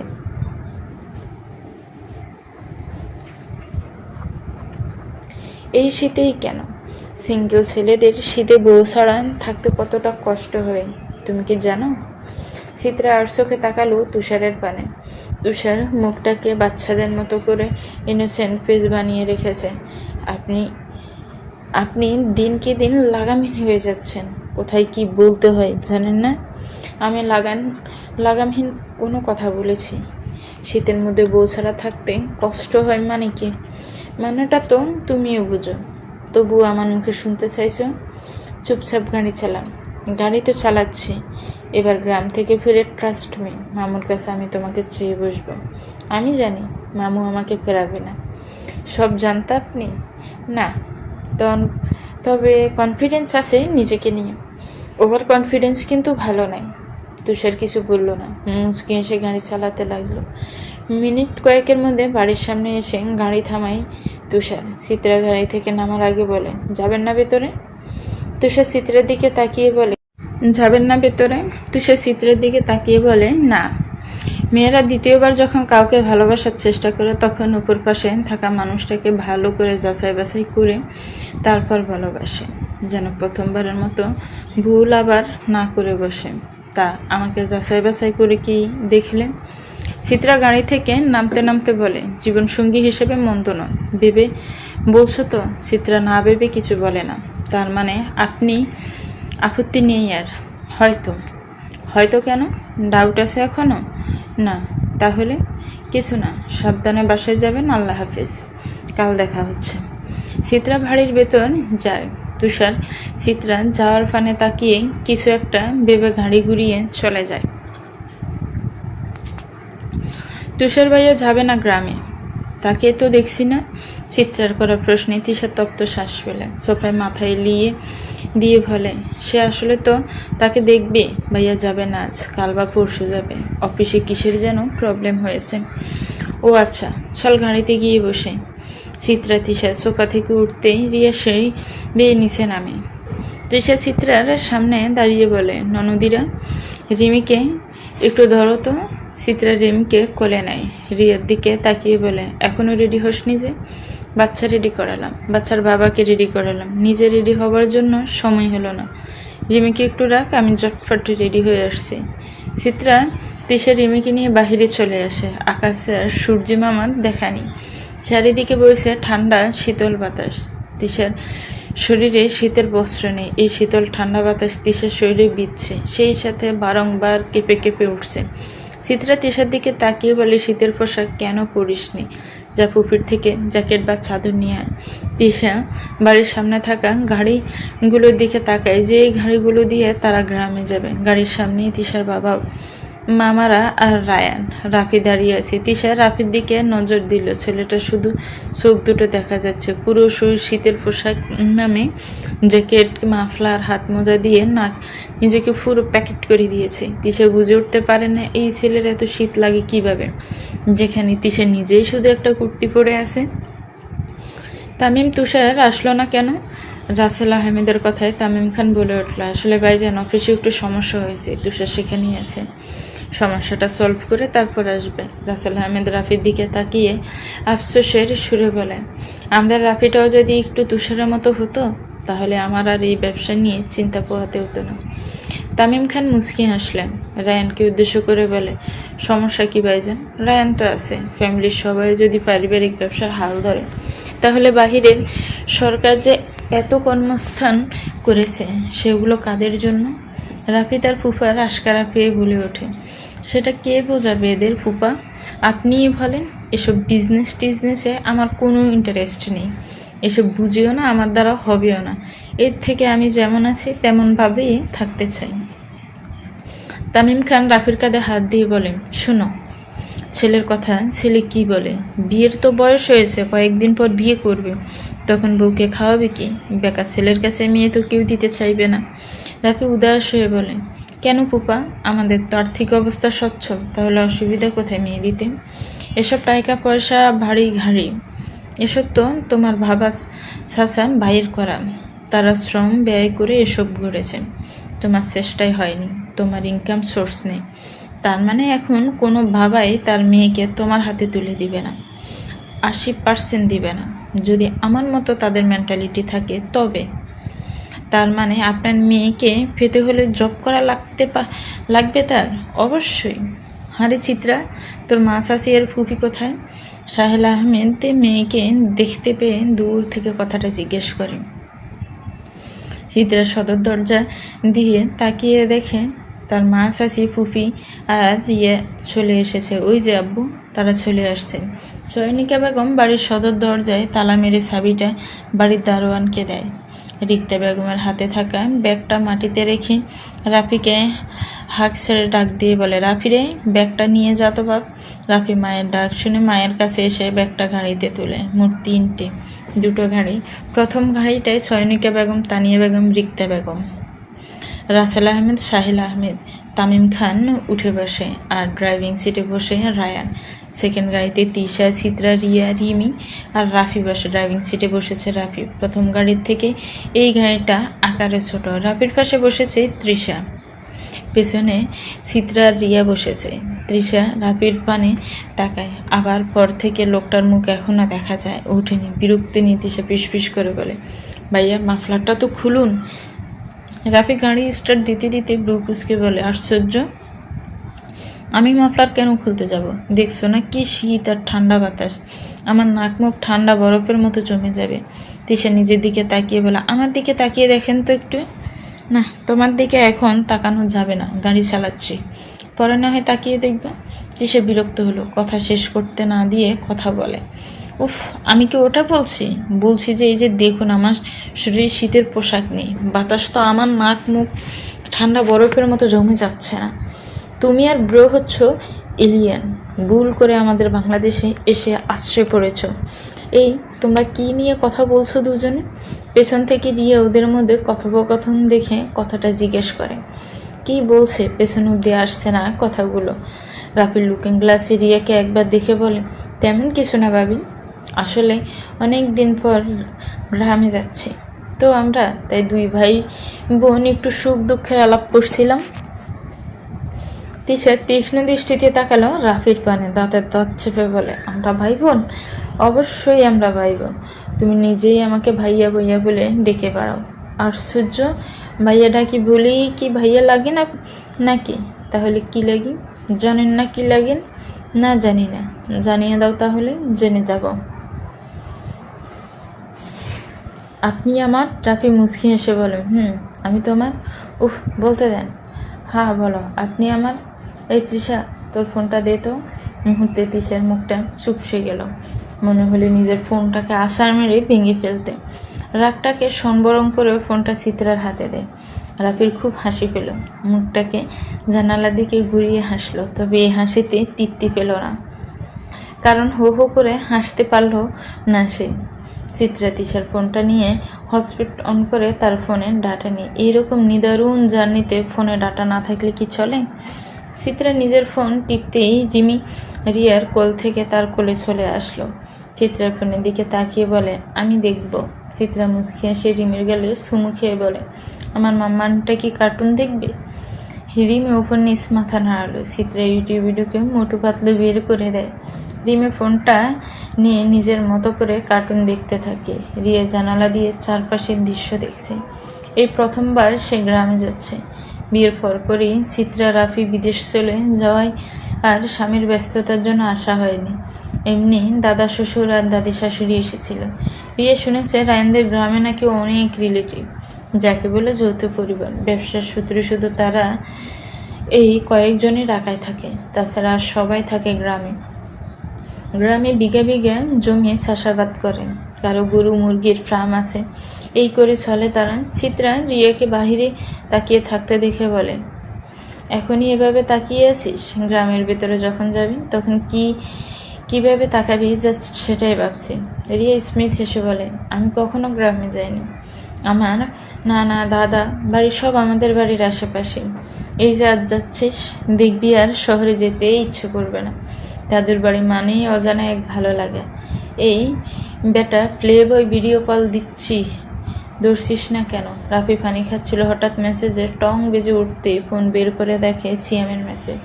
সিয়াম সম্পর্কে রাফির বাবার দুঃসম্পর্কে চাচাতো ভাইয়ের ছেলে। মেসেজটা দেখে রাফি কল দেয় সিয়ামকে। রাগী কণ্ঠে বলে ওঠে, এই তুই আমাকে কোন সাহসে প্লে বয় বলিস? হ্যাঁ, তুই নিজেই একটা প্লে বয় হয়ে আমাকে প্লে বয় বলিস?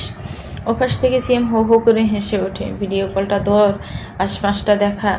আচ্ছা, তোর সেই ফুপির মেয়ে, তোর বোনটা কি আসছে? রাফির কপালে দুভাঁজ করলো। আমার ফুপি আছে, বাট তার কোনো মেয়ে আমার বোন নেই। এই মিথ্যা বলবি না একদম। আশ্চর্য, মিথ্যা কেন বলবো? সত্যি আমার ফুপির মেয়ে আমার বোন নাই। তিশাটা কে তাহলে? ওটা ভাবি লাগে আহাম্মক। বুঝলি কি করে ওটা তোর ভাবি লাগে? রাফি এক পলক তিশার দিকে তাকালো, দাঁতে দাঁত চেপে বলে, গাদা, তোর ভাবি লাগে, আমার না। সরি ব্রো, আমার কোনো ভাই নেই, আমি একা। আমার ভাবি হওয়ার কোনো চান্সই নেই। বেটা, আমি তোর কি লাগি? নজরও ভালো কর, ভাবি হিসেবে ট্রিট করবে। সিএম সন্দেহ দৃষ্টি নিয়ে বলে, সর, আমি ভাবি হিসেবে ট্রিট করতে পারবো না। তাহলে আমি বাড়ি থাকাকালীন আমার বাড়ির আশপাশেও যেন তোরে না দেখি। এই বললেই হলো নাকি? আমি আসবো, তিশাকে ইমপ্রেস করার চেষ্টাও করব, যদি একটু পটে যায়। রাফির মুখটা মুহূর্তে গম্ভীর হয়ে গেল। মাটির তেলে ফুতে রেখে দিব তোরে, রাগাস না আমায়। আচ্ছা, রাগালাম না। আর কতক্ষণ লাগবে তোদের আসতে? ঘন্টাখানেক। একটু রেস্তোরাঁয় নামছি, সকলে খেতে। ও আচ্ছা, খা তাহলে পেট ভরে। আর তিশাকে বলিস তার অপেক্ষায় তৃষ্ণার্ত হয়ে বসে আছে এই সিয়াম। কথাটা বলে ফোন কেটে দেয় সিয়াম। রাফি মুড নষ্ট হয়ে গেল। এখানে ফোন দিয়ে তিশা করছে, বাড়িতে গেলে না জানি কি করবে। চিত্রা পরোটার ডিম খাচ্ছে, মুহূর্তে ফোনটা বেজে উঠলো। ফোনের স্ক্যানে তাকিয়ে দেখে তুষারের নম্বর জল করছে। আশেপাশে তাকালো, মাছ আছে, বাবারা খাচ্ছে। অন্য সময় হলে সবার সামনে ফোন ধরে বসতো, কিন্তু এখন কেমন যেন আনিজি লাগে। পরোটার মধ্যে ডিমটা ভরে সেটা রোলের মতো করে নিয়ে বসা থেকে উঠে দাঁড়ায়। রেস্তোরাঁ থেকে বেরিয়ে এসে ফোনটা রিসিভ করতে ওপাশ থেকে থমথমে গলায় ভেসে আসে, ফোন রিসিভ করতে এতক্ষণ লাগে? তিশা পরোটাটা মুখে দিতে দিতে বলে, আমি তো খাচ্ছিলাম। হ্যাঁ, দূরে থেকেও আমার মাথাটাকে চিবিয়ে খাচ্ছ? চিত্র ব্রু কুচকেল। আশ্চর্য, আমি কখন আপনার মাথা চিবিয়ে খেলাম? আমি তো পরোটা চিবিয়ে খাচ্ছি। কত দূর তোমরা? এই তো ঘন্টাখানেক লাগবে যেতে। আপনি আসলেন না যে? তুষার হাই তুলতে বলে, কেন, মিস করছো নাকি? না, মিস করছি না, তবে সবাই আসলো, আপনি আসলেন না, তাই আর কি। অফিসে সমস্যা হয়েছে, তাই আসা হয়নি, তবে চলে আসবো, অপেক্ষায় থাকবো। তুষার নিঃশব্দে হাসল। প্রাপ্যটা আস্তে ধীরে প্রাপ্তিতে পরিণত হচ্ছে। জলদি আসার চেষ্টা করব। অপেক্ষার প্রহর যেন দীর্ঘ না হয়, সেদিকটা খেয়াল রাখবেন। তুষার অপেক্ষা করে অপেক্ষারাই না ম্যাডাম, সাবধানে যাবে, রাখি। তুষার ফোন কেটে দেয়। চিত্রা ফোনটা বুকে জড়িয়ে ধরে। জীবনে যেটা পাওনি সেটা নিয়ে আফসোস না করে জীবনে যা পেতে চলছো সেটা সাদর গ্রহণ করেন, দেখবি জীবন তাতেই সুন্দর। চিত্রা ফার্স্টে যাকে ভালোবেসেছিল সেটা ছিল একতরফা। একতরফা ভালোবাসাগুলো নিখুঁত হয়। সেখানে উপর পক্ষে থাকা মানুষটার প্রতি রাগ অভিমান ক্ষোভ থাকে না, কারণ অপর পক্ষের মানুষ তো জানতেই পারে না কেউ তাকে ভালোবেসেছে আড়ালে। আর দুপক্ষের ভালোবাসা থাকে অগাধ মায়া, অভিমান, এক্সপেকটেশন, অ্যাটেনশন। চিত্রা নামক রমণীর দুরকম ভালোবাসার স্বাদ গ্রহণ করলো। প্রথমটা ছিল অপ্রাপ্তি আর দ্বিতীয়টাই আছে শেষ প্রাপ্তি। দোতলা বিশিষ্ট একটি বাড়ি, যার আশেপাশে রয়েছে একতলা বিশিষ্ট 4টি বাড়ি। বাড়ির সামনে ইয়া বড় একটি উঠান। উঠানের এক পাশ ঘেঁষে সারি সারি সুপারি গাছ। উঠানের দক্ষিণ দিক থেকে বেশ আসছে গরুর ডাক। বাড়ির উঠানে দাঁড়িয়ে আছে চিত্রা, রিয়া, তৃষা। দৃষ্টি সবার দোতলা বিশিষ্ট বাড়িটির দিকে। বাড়ির গায়ে জল জল করে লেখা আছে আহমেদ বিলা। আহমেদ বিলা এসেছে ঘন্টা 2 হলো। বাড়ির বড় সদস্যরা তাদের রুমে রয়েছে। রাফি রায়ান টায়ার্ড হয়ে শুয়ে আছে রুমে। লাঠি ঠক ঠক করতে করতে এগিয়ে আসলেন সজল আহমেদ। এই আহমেদ বিলার কর্তা। চিত্রে এগিয়ে গেল সজল আহমেদের দিকে। সজল আহমেদের এক হাত ধরে হাঁটতে হাঁটতে বলে, দাদা ভাই, বাড়িটা এমন চুপচাপ কেন? সজল আহমেদ নিজের বাড়ির পানে চাইলেন। কয়েক মাস আগেও বাড়িটা মানুষজন দিয়ে ভরপুর ছিল, আর এখন মানববিহীন, জনশূন্য প্রায়। বরাকান্ত মন নিয়ে সজল আহমেদ বলে ওঠে, ইকবাল ইয়াসিনরা চলে গেছে মাস কয়েক আগে। ইকবাল ইয়াসিন সম্পর্কে সজল আহমেদের ছোট ভাই সাজিদ আহমেদ ছেলে আর ছেলের মেয়ে। চিত্রা নির্বিশেষে চোখ চেয়ে রয় দাদার দিকে। চলে গেছে কেন? ইকবালের মেয়ে রাজশাহী বিশ্ববিদ্যালয়ে চান্স পেয়েছে।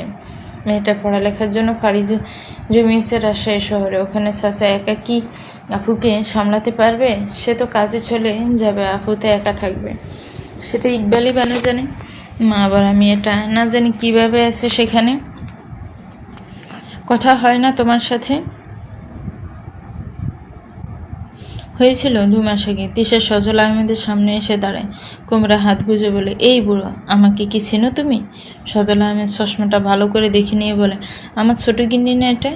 চিনেছ তাহলে? আসার পর থেকে এই গিন্নিটাকে একটু সময়ও দাওনি। ছেলে মেয়ে নিয়ে পড়েছিলেন। চলো তাহলে আজ 3 গিন্নি নিয়ে ঘুরবো। রিয়া সজল আহমেদের দিকে তাকিয়ে বলে, দাদু আপনারা যান, রিমি ঘুমিয়েছে, উঠে আমায় না ফেলে কাঁদবে। আমি না হয় পরে যাব একদিন। সজল আহমেদ সায় জানালো। তিশা চিত্রাকে নিয়ে বের হলো গ্রামের রাস্তায়। সজল আহমেদ দুপাশে দুজন।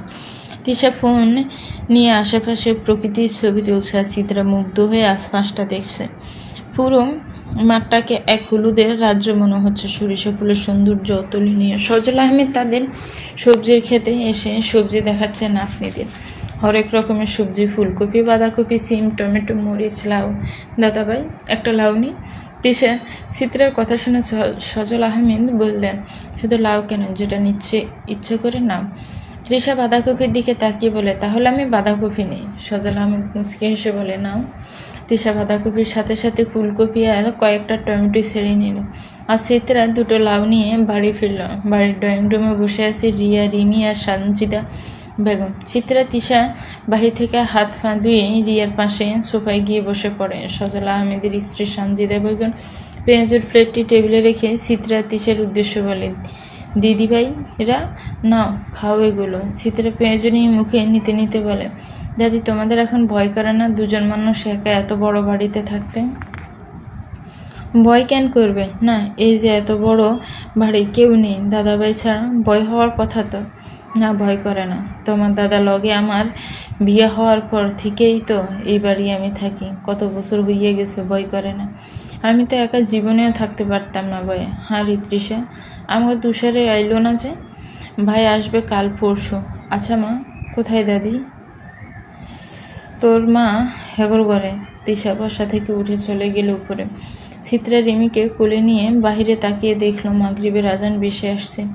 রিয়ে উঠে বসার ঘরে সব জানালাগুলো বন্ধ করে দিল। আহমেদের বিলার কাজের মেয়ে নীলুফা রান্নাঘর থেকে খাবার এনে টেবিলে সাজাচ্ছে। চিত্রা রিমিকে নিয়ে বসা থেকে উঠে রান্নাঘরের দিকে রান্নাঘরে উকি দিয়ে দেখে তার মা আর চাচি রাচ্ছে। সয়নিকা বেগম মেয়েকে দেখে মুচকি হাসি দিয়ে বলে, কিছু লাগবে? চিত্রা মাথা নেড়ে না জানালো। রিক্তা বেগম চিত্রাকে উদ্দেশ্য করে বলে, চিত্রা যা তো, এই কফিটা রাফিকে দিয়ে আয়। চিত্রা কফির মগটা নিয়ে সিঁড়ির কাছে আসতে দেখে তিশা আসছে। চিত্রা কফির মগটা তিশার হাতে ধরিয়ে দিয়ে বলে, তিশা কফিটা রাফি ভাইয়াকে দিয়ে আয়। আমার কোলে দেখছিস তো রিমি আছে। তিশা কফির মগটা নিয়ে রাফির ঘরের দিকে আসে। রাফি বিছানায় আতশোয়া হয়ে ফোনে কিছু একটা দেখছে। তিশা দরজায় টোকা দেয়। রাফি দরজার দিকে তাকিয়ে দেখে তিশা কফির মগ হাতে দাঁড়িয়ে আছে। ভেতরে আসো। রাফির অনুমতি পেয়ে ভেতরে আসে।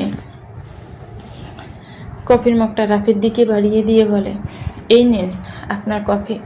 রাফি কফির মগটা হাতে নিয়ে বলে, কফিটা কি তুমি বানিয়েছ? না, এখন থেকে যখন আমার কফির প্রয়োজন হবে তুমি বানিয়ে দিবে। আচ্ছা, তুমি কফি বানাতে পারো? তিশা বিছানার এক প্রান্তে বসতে বসতে বলে, হ্যাঁ কফি বানাতে পারি।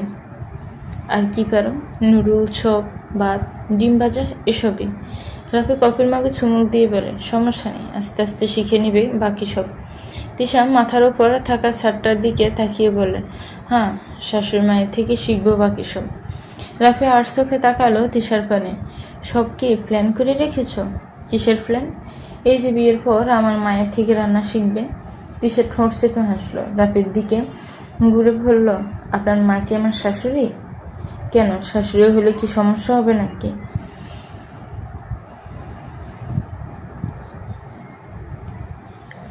না, সমস্যা হবে না, কিন্তু তার ছেলে কি সুযোগ দিবে আমায়? সে দেখো, তোমাকে ফেরানোর সাধ্য দিতে আর নেই। তাহলে চাইব বলছেন? চাপ। তিশা চুপ রইল। কিছুক্ষণ নীরব থেকে বলে উঠল, না, তিশা চাইবে না।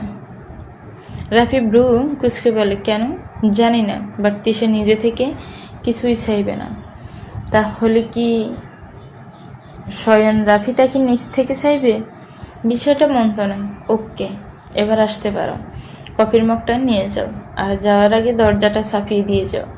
মুহূর্তে তিশার মুখটা চুপসে গেল। কোথায় ভাবলো রাফি হয়তো সত্যি চাইবে। তা না করে কফির মগ হাতে ধরিয়ে দিল। তিশা এক প্রকার রাফির হাত থেকে কফির মগটা ঝাড়া দিয়ে নিয়ে রুম থেকে হুনু করে বেরিয়ে যায়। যাওয়ার আগে দরজাটা শব্দ করে লাগিয়ে দেয়। তিশার কর্মকাণ্ড দেখে শব্দ করে হেসে ফেলে রাফি। বোকা মেয়ে, ধৈর্য জানে না।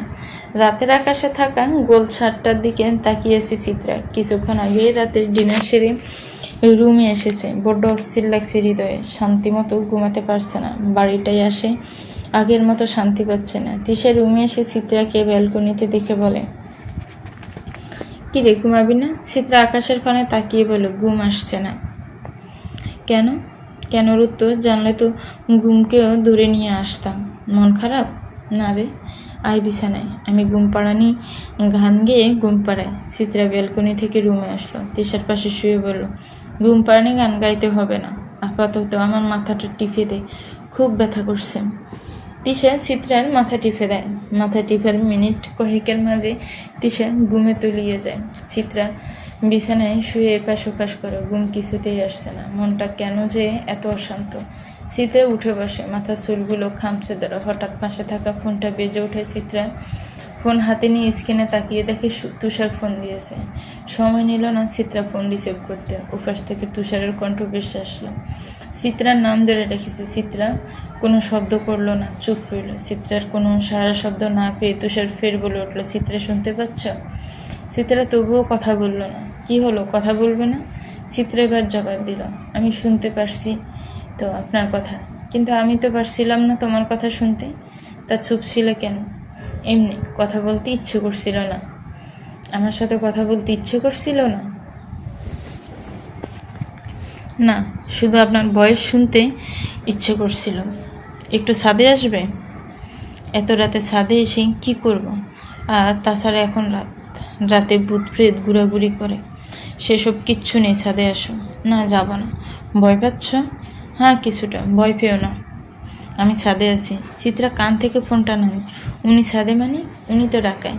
চিত্রা নম্বরটা ভালো করে দেখে, এটা তুষারের নম্বর। মাথায় আবার হঠাৎ করে উদয় হলো, আচ্ছা ভূত প্রেত কি নম্বর প্লাস ভয়েস নকল করে কাউকে ফোন দেয়? হ্যাঁ, দিতেই পারে। চিত্রার নীরবতা দেখে তুষার আবার বলে ওঠে, কী হলো? আসবে না? আপনি কি সত্যিই সাদে? হ্যাঁ। আপনি না ঢাকায় ছিলেন অফিসের কাজে? আরে বাবা, ছাদে আসো তো।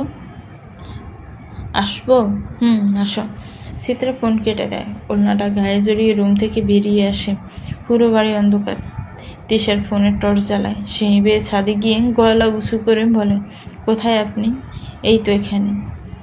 চিত্রা তুষারের গলার আওয়াজ পেয়ে দিক অনুসরণ করে দেখে ছাদের কার্নিশ ঘেঁষে দাঁড়িয়ে আছে তুষার। চিত্রা এগিয়ে গিয়ে তুষারের পাশে দাঁড়ালো। তুষার ঘাড় গুড়িয়ে তাকালি চিত্রার পানে। চোখাচোখি হলো দুজনে। চিত্রা দৃষ্টি সরিয়ে নিল। ভয় করছে এখনো? চিত্রা মাথা নাড়িয়ে না জানালো, আপনি এসেছেন কখন? কিছুক্ষণ আগে। আপনি যে আসবেন বললেন না তো? কেউ একজন বলেছিল অপেক্ষায় থাকবে আমার। অপেক্ষার প্রহর যেন দীর্ঘ না হয়, সেজন্য কাজ শেষ হওয়া মাত্রই চলে আসলাম। হ্যাঁ, হঠাৎ ছাদে আসতে বললেন যে?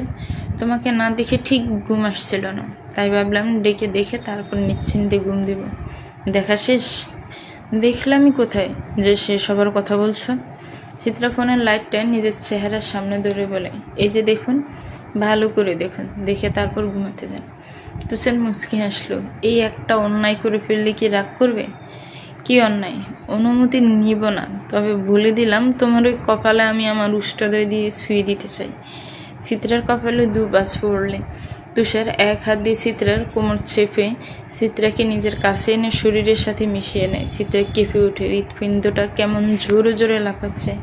তুষারের নিঃশ্বাস চিত্রার মুখে আছড়ে পড়ছে। চিত্রা চোখ বন্ধ করে ফেললো। তুষার বা হাত দিয়ে চিত্রার মুখের উপর ভেসে আসা চুলগুলো সযত্নে কানের পেছনে গুঁজে দেয়। হালকা করে নিজের উষ্ঠদয় চিত্রার কপালে ছুঁয়ে দেয়। রাফিক কেবলই ছাদে এসেছিল হাওয়া খেতে, কিন্তু ছাদে এসে এমন দৃশ্য দেখবে কল্পনাও করতে পারিনি। তুষার বুয়া শীতেপাক ছাদে এসে এমন রোমাঞ্চ করবে, তাহা যেন রাফির চিন্তাধারার বাহিরে ছিল। আগেই আজ করতে পেরেছিল রাফি এদের মধ্যে কিছু একটা আছে। আজ প্রমাণ হলো। রাফি দূর কেসে ওঠে। রাফির গলার আওয়াজ পেয়ে চিত্রা চোখ মেলে তাকে তড়িৎ গতিতে তুষারের থেকে নিজেকে ছাড়িয়ে নেয়। একবার তুষার তো আরেকবার রাফির দিকে তাকিয়ে ছাদ থেকে নিচে নেমে যায় চিত্রা। রাফি চিত্রা যাওয়ার ফানে তাকিয়ে তুষারের দিকে এগিয়ে এসে বলে, ব্রো, এটা ছাদ, এখানে এসব কি কেউ করে? তুষার ব্রু কুচকে রাফির দিকে তাকিয়ে বলে, কি করছি? কি করনি সেটা বলো। আমার বোনের সাথে ছাদে এসে রোমান্স করছো? তুষার বিরক্ত হলো রাফির কথায়। ছাদ থেকে নামতে নামতে বলে, জাস্ট শাট আপ। রোমাঞ্চেরও করতে দিসনি, তার আগে কাবাব মে হাড্ডি হতে চলে এসেছিস রাজকেল। সকালবেলা বাড়ির উঠোন থেকে কিছু মানুষের কথোপকথনের আওয়াজ বেশি আসছে।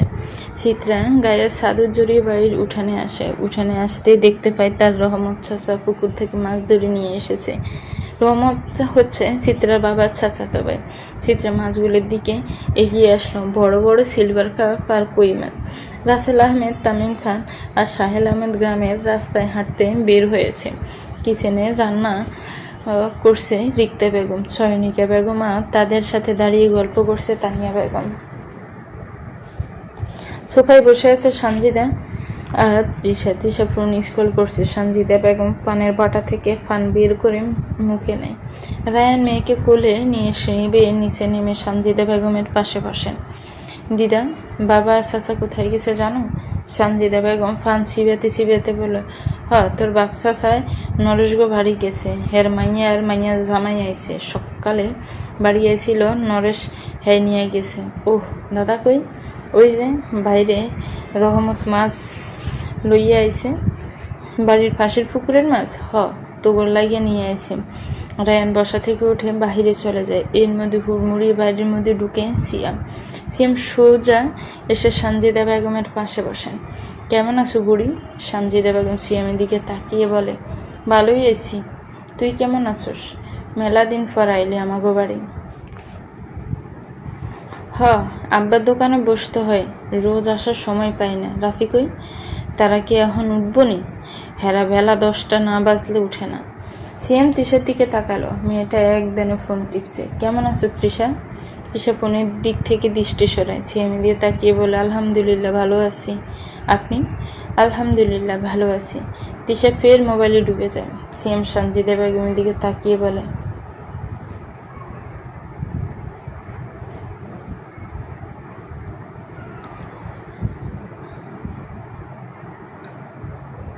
দাদি তিশাকে আমাদের বাড়ি নিয়ে যাই, মা নিয়ে যাইতে বলছে। যা লইয়া যা, না করছে কেরা। সিএম তিশার দিকে তাকালো। তিশা চলো আমাদের বাড়ি যাই। তিশা ভ্রু কুচকে তাকালো। না না, আপনাদের বাসা অনেক দূর, হেঁটে যেতে যেতে পা ব্যথা হয়ে যায়। সিএম মুচকি হেসে বলে, সমস্যা নেই, আজ হাঁটিয়ে নিব না, সাইকেলে নিছি সাথে, সাইকেলে সরিয়ে নিয়ে যাও। তাহলে যাওয়াই যায়। ওকে, তাহলে চলো। তিশা আর সিএম বাড়ি থেকে বের হয়ে উঠানে আসতেই চিত্রা তাদের দেখে বলে, কোথায় যাচ্ছিস তৃষা? তৃষা দাঁড়িয়ে যায়। সিএম ভাইয়াদের বাসায়। চল যাই। না, যাব না। যাচ্ছিস, তাড়াতাড়ি ফিরবি। আচ্ছা। সিএম তিশাকে নিয়ে সাইকেলের কাছে যায়। সিএম সাইকেলে উঠে তিশাকে উঠতে বলে। তিশা সিএমের কাঁধের শার্ট ধরে সাইকেলে বসে।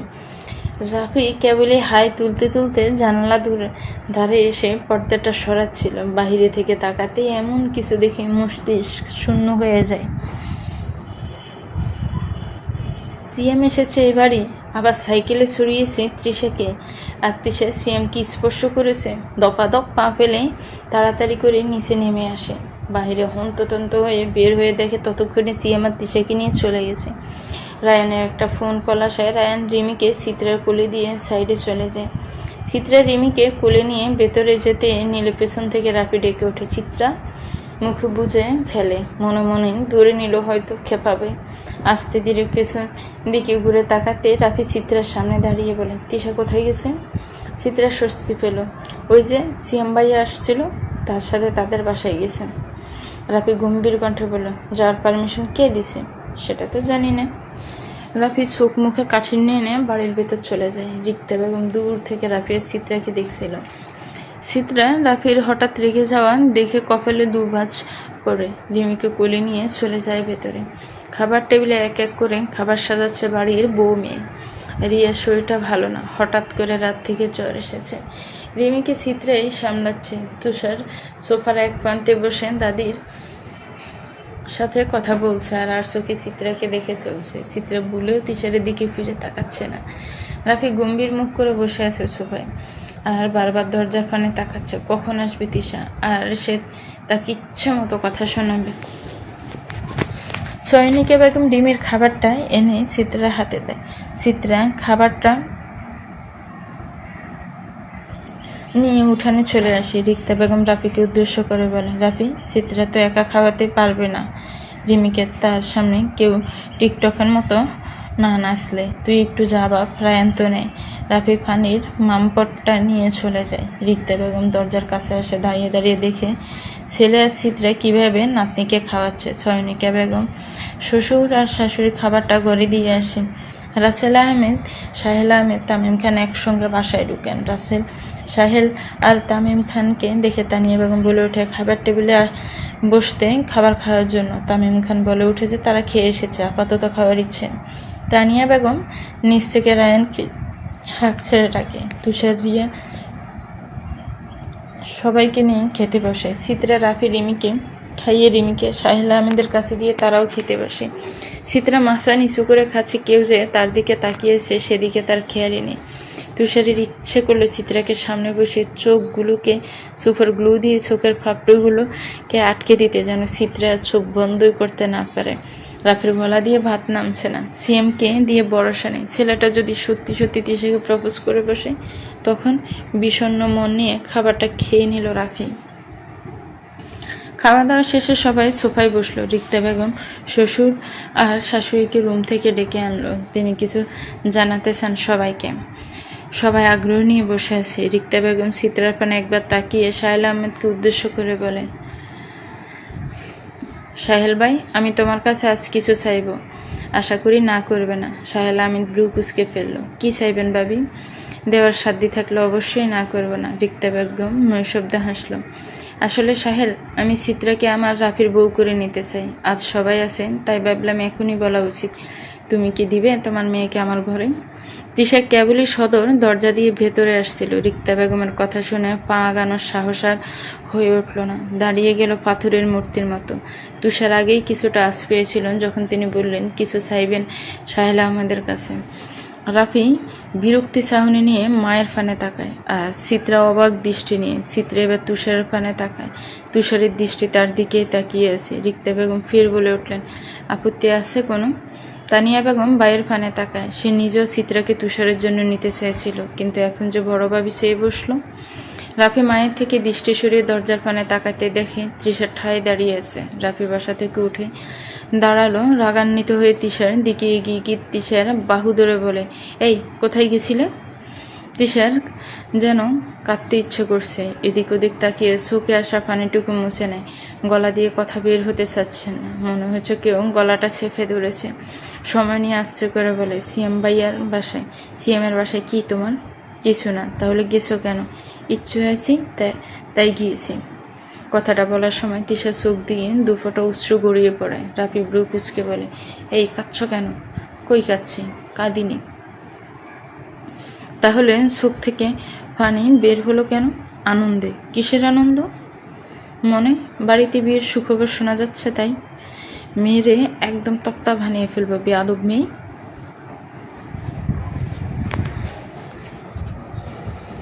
বাড়ির সকলের দৃষ্টি তাদের দিকে। রাফি তৃষার হাত ধরে সবার সামনে এনে বলে, দেখো মা, তোমার এসব উদ্ভট চিন্তা ভাবনা মাথা থেকে বের করো। চিত্রাকে কেন চয়েস করছো আমার জন্য? এই মেয়েটা আমাকে ভালোবাসে। তৃষার দিকে ইশারা করে বলে রাফি। সজল আহমেদ আর সঞ্জিদা বেগম চুপচাপ নাতি নাতনিয়া ছেলের বউদের কার্যক্রম দেখছে। রিক্তা বেগম চিত্রার ফানে তাকায়। সে তো চেয়েছিল চিত্রাকে যেহেতু রায়ানের বউ করে নিতে পারেনি, তাহলে রাফির জন্য নেবে, কিন্তু ছেলে দেখি তৃষাকে নিয়ে এসেছে। তানিয়া বেগম অবাক হয়ে মেয়ের দিকে তাকিয়ে বলে, তুই রাফিকে ভালোবাসিস তৃষা? তৃষা কি বলবে ভেবে পাচ্ছে না। এভাবে যে রাফি বলে দিবে সে কল্পনাও করতে পারেনি। রাফি তৃষাকে বলতে না দেখে বলে ওঠে, কি ব্যাপার, কথা বলছো না কেন? ফুপি কি জিজ্ঞেস করছে, উত্তর দাও। ভালোবাসো না আমায়? তৃষা জিব্বা দিয়ে ঠোঁট দুটো ভিজিয়ে নিয়ে বলে, হ্যাঁ বাসি। তৃষার এই একটা কথা রাফির মনে প্রশান্তি নিয়ে আসে। রিক্তা বেগম ভাবতে পারছে না এভাবে তার ফেস লস করবে তার ছেলে। চিত্রা তুষারকে কিছু বলতে না দেখে এবার নিজেই উঠে দাঁড়ালো। রায়ান রিয়া বুঝতে পারছে না কি থেকে কি হচ্ছে। চিত্রা রিক্তা বেগমের সামনে দাঁড়িয়ে বলে, শাসি, তোমার কি আমাকে সুখে দেখতে ইচ্ছে করে না? রিক্তা বেগম চিত্রার কাঁধে হাত দিয়ে বলে, আমি কেন তোর সুখ দেখতে চাইব না? আমি সত্যি বুঝতে পারিনি চিত্রা, রাফি এভাবে তৃষাকে এনে দাঁড় করাবে। আমি মন থেকে চেয়েছি, আর কারো কথাও দিয়েছিলাম আমার ছেলের বউ করব। চিত্রা নিজের কাঁধ থেকে রিক্তা বেগমের হাত সরিয়ে দিয়ে বলে, তোমার ছেলের বউ কে হতে চেয়েছে? যখন কথা দিয়েছিল তখন তো কথা রাখতে পারোনি, এখন কেন এসব বলছো? দেখো চাচি, তুমি পার্দার আমার ব্যাপারে আমার অনুমতি ছাড়া আর একটা কথাও বলবে না। আমার সুখ আমি পেয়ে গেছি। আমার সুখটাকে অসুখে পরিণত করার জন্য উঠে পড়ে লেগো না। প্রথমবার নীরবে চুপচাপ থেকে সহ্য করছে, কিন্তু এবার করব না। কথাটা বলে হন হন করে সেনেবে উপরে চলে যায় চিত্রা। সয়নিকা বেগম ভ্রু কুচকে বলে, কিসের কথা দিয়েছিলেন ভাবি? আমার মেয়েকে আপনি? তুষার এবার বসা থেকে উঠে দাঁড়ালো, ফোনটা পকেটে ঢুকিয়ে বলে, বড় মামি, আপনার মেয়ে আমাকে কিছু বলার নেই, জাস্ট একটা কথা বলতে চাই। অযথা চিত্রাকে নিয়ে ভাববেন না। চিত্রাকে এই তুষার ভালোবাসে। চিত্রার সুখের জন্য তুষার নিজে একাই এনা, সেখানে রাফিকে টেনে আনতে হবে না।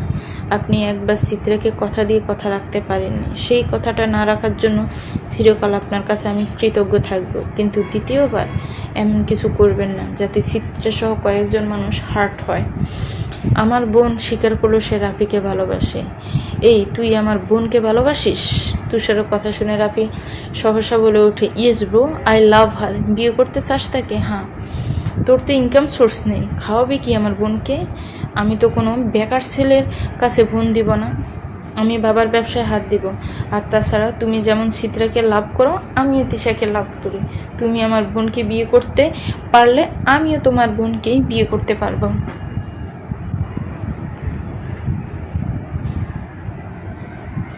দুই ভাইয়ের কথোপকথনের বাড়ির বড়রা চুপচাপ শুনে যাচ্ছে। রাসেল আহমেদ ছেলের পানে তাকিয়ে বলে, এসব হচ্ছে কি? শুরু হলো রাফিয়ার চিত্রের বিয়ে নিয়ে, সেখানে এখন রাফি তৃষার সহ চিত্রা তুষারের হচ্ছে। আর রিক্তা, তুমি চিত্রাকে কিসের কথা দিয়েছিলে? তুষার দীর্ঘশ্বাস ফেলল। বড় মামা, আপনার বড় ছেলে রায়ান ভাইকে চিত্রা ভালোবাসত। ইভেন বড় মামি সেটা আঁচ করতে পেরেছিল আর বলেছিল রায়ান ভাইয়ার সাথে চিত্রার বিয়ে দিবে। রিয়া আর রায়ান তুষারের কথা শুনে একে অপরের দিকে তাকায়। রায়ান অবাক হয়ে বলে, চিত্রা আমাকে ভালোবাসতো? কই, আমি তো কখনো চিত্রাকে অন্য চোখে দেখিনি, সবসময় বোনের নজরে দেখেছি। তুষার স্মিথ হেসে বলে, তুমি দেখেছো, কিন্তু চিত্রা দেখেনি তোমায় ভাইয়ের নজরে। শুনতে খারাপ লাগলেও চিত্রা আজও তোমায় বলতে পারেনি। তোমার পাশে রিয়াকে মেনে নিতে কষ্ট হচ্ছিল বলে ছোট মামার সাথে আমেরিকা চলে গেছিল। রিয়া তুষারের দিকে তাকায়। তুষার রিয়ার তাকানো দেখে বলে, নিজেকে দোষ দিও না রিয়া, তোমারও দোষ নেই। চিত্রা কেবল একতরফা ভালোবেসেছিল রায়ান ভাইয়াকে। চয়নিকা বেগম আর সাহেলা আহমেদ একে অপরের দিকে ছাওয়াছাই করে। তাদের মেয়ে কাউকে ভালোবেসে দিনের পর দিন কষ্ট পেয়েছে, আর বাবা মা হিসেবে তারা জানতেই পারল না। চয়নিকা বেগম সিঁড়ি বেয়ে গড়িয়ে উঠে মেয়ের কাছে চলে গেল। রাসেল আহমেদ স্ত্রীর ফানে তাকিয়ে বলে, রিক্তা, তুমি মেয়েটাকে মিথ্যা আশ্বাস দিয়েছিলে? তোমার জন্য মেয়েটা কষ্ট পেয়ে নিজ বাড়ি ছেড়ে সুদূর আমেরিকায় চলে গেল। রিক্তা বেগম স্বামীর ফানে তাকিয়ে বলে, আমি কোথায় মিথ্যা আশ্বাস দিয়েছি? রায়ান চিত্রাকে ভালোবাসলে আমি অবশ্যই চিত্রাকে আমার রায়ানের বউ করে নিতাম, কিন্তু রায়ান তো রিয়াকে ভালোবেসেছে, সেখানে আমি কি করতে পারি? রাসেল আহমেদ বিরক্ত হয়ে চলে গেলেন উপরে। চিত্রা ব্যালকনিতে দাঁড়িয়েছে। হঠাৎ পাশে কারো উপস্থিতি টের পেয়ে পাশে ঘুরে দেখে তার মা। চয়নিকা বেগম উচিত মাথায় হাত দিলেন। একজনকে একতরফা ভালোবেসে এত কষ্ট পেলে, অথচ মা হয়ে আমি জানতে পারলাম না? আমি কি আমার মেয়ের মা হয়ে উঠতে পারিনি তাহলে? চিত্রা মায়ের কথা শুনে অবাক হয়ে বলল, জেনে গেছো? হ্যাঁ, আমি আমার মেয়ের কষ্ট বুঝতে পারলাম না। চিত্রা চয়নিকা বেগমের হাত মুঠে নিয়ে সুমে খেয়ে বলে, নিজের দোষ দিও না, আমি জানতে দিইনি, দেখে জানতে পারোনি। তুষার না বললে আজও জানতে পারতাম না। তা তিনি কি বললেন? আজও কি রায়ানের জন্য কষ্ট পাস চিত্রা? সত্যি বলবো মা? হ্যাঁ, দেশে আসার পরও কষ্ট পেতাম না বাপ, পেতাম না, বাট খারাপ লাগতো রায়ান ভাই আর রিয়াকে একসঙ্গে দেখলে। তবে এখন আর লাগে না, ওরা সুখী, সেখানে আমার খারাপ লাগাটা বেমানান। ভালোবাসিস কাকে এখন? ভালোবাসি কাকে? আমি এখন আমার বর্তমানকে ভালোবাসি মা, অতীতকেও ভালোবাসি না। এটা অস্বীকার করার ক্ষমতা আমার নেই। প্রথম অনুভূতি যতই বলতে চাই না কেন, ভুলে যায় না। তুষার নাকি তোকে ভালোবাসে? সূত্রের মুখে হাসি ফুটে উঠল। স্বীকার করেছে সবার সামনে? হ্যাঁ, তোর শাশি তোর সাথে এমন করবে আমি ভাবতে পারিনি। জাস্ট শাশির দোষ দিলে হবে না। সে একজন মা, সে কখনো চাইবে না তার নিজের ছেলের সুখ বিসর্জন দিয়ে আমার সুখকে প্রাধান্য দিতে। তবুও সে আশ্বাস দিয়েছিল তোকে। বাদ দাও মা, সে তো আর ভবিষ্যৎ জেনে রেখেছিল না যে রায়ান ভাই অন্য কাউকে ভালোবেসে ফেলবে। হয়তো চাষির সাথে নিচে একটু বেশি বাজে ব্যবহার করে ফেলেছি। সাহেল এখন কি হবে? তানিয়া বেগমের কথা শুনে সাহেল আহমেদ বোনের ফানে তাকায়। কি হবে? সবই তো শুনলাম আমরা। তুষার চিত্রাকে আর রাফি তৃষাকে ভালোবাসে, এখন আমাদের করণীয় কি? তুষার এগিয়ে এসে সাহেলা আমাদের পাশে বসে। সাহেলা আহমেদের দিকে চেয়ে বলে, মামা, আমি চিত্রাকে ভালোবাসি, আর চিত্রাকে আমি আমার ওয়াইফ হিসেবে পেতে চাই। আপনাকে বলছি না, আপনার কাছে প্রস্তাব রাখছি। অনেক আশা নিয়ে আই হোপ আপনি আপনার ভাগ্নেকে ফেরাবেন না। রাফি এবার তুষারের সামনে দাঁড়িয়ে বলে, ব্রো, শুধু নিজেরটা ভাবছো কেন? আমার জন্যও ভাবো। ফুফি, আমিও তোমার মেয়েকে তোমার কাছে চাইছি, প্লিজ তুমি তোমার বাইককে ফিরিয়ে দিও না। সজল আহমেদ ছেলে মেয়ের ফানে তাকিয়ে বলে, বুঝতেছি না তোমরা বিষয়টাকে এত জটিল কেন করছো? ওরা তো স্বীকার করলো ওরা ভালোবাসে ওদের, তাহলে তোমাদের তো উচিত ছেলে মেয়েদের ইচ্ছেকে প্রাধান্য দেওয়া।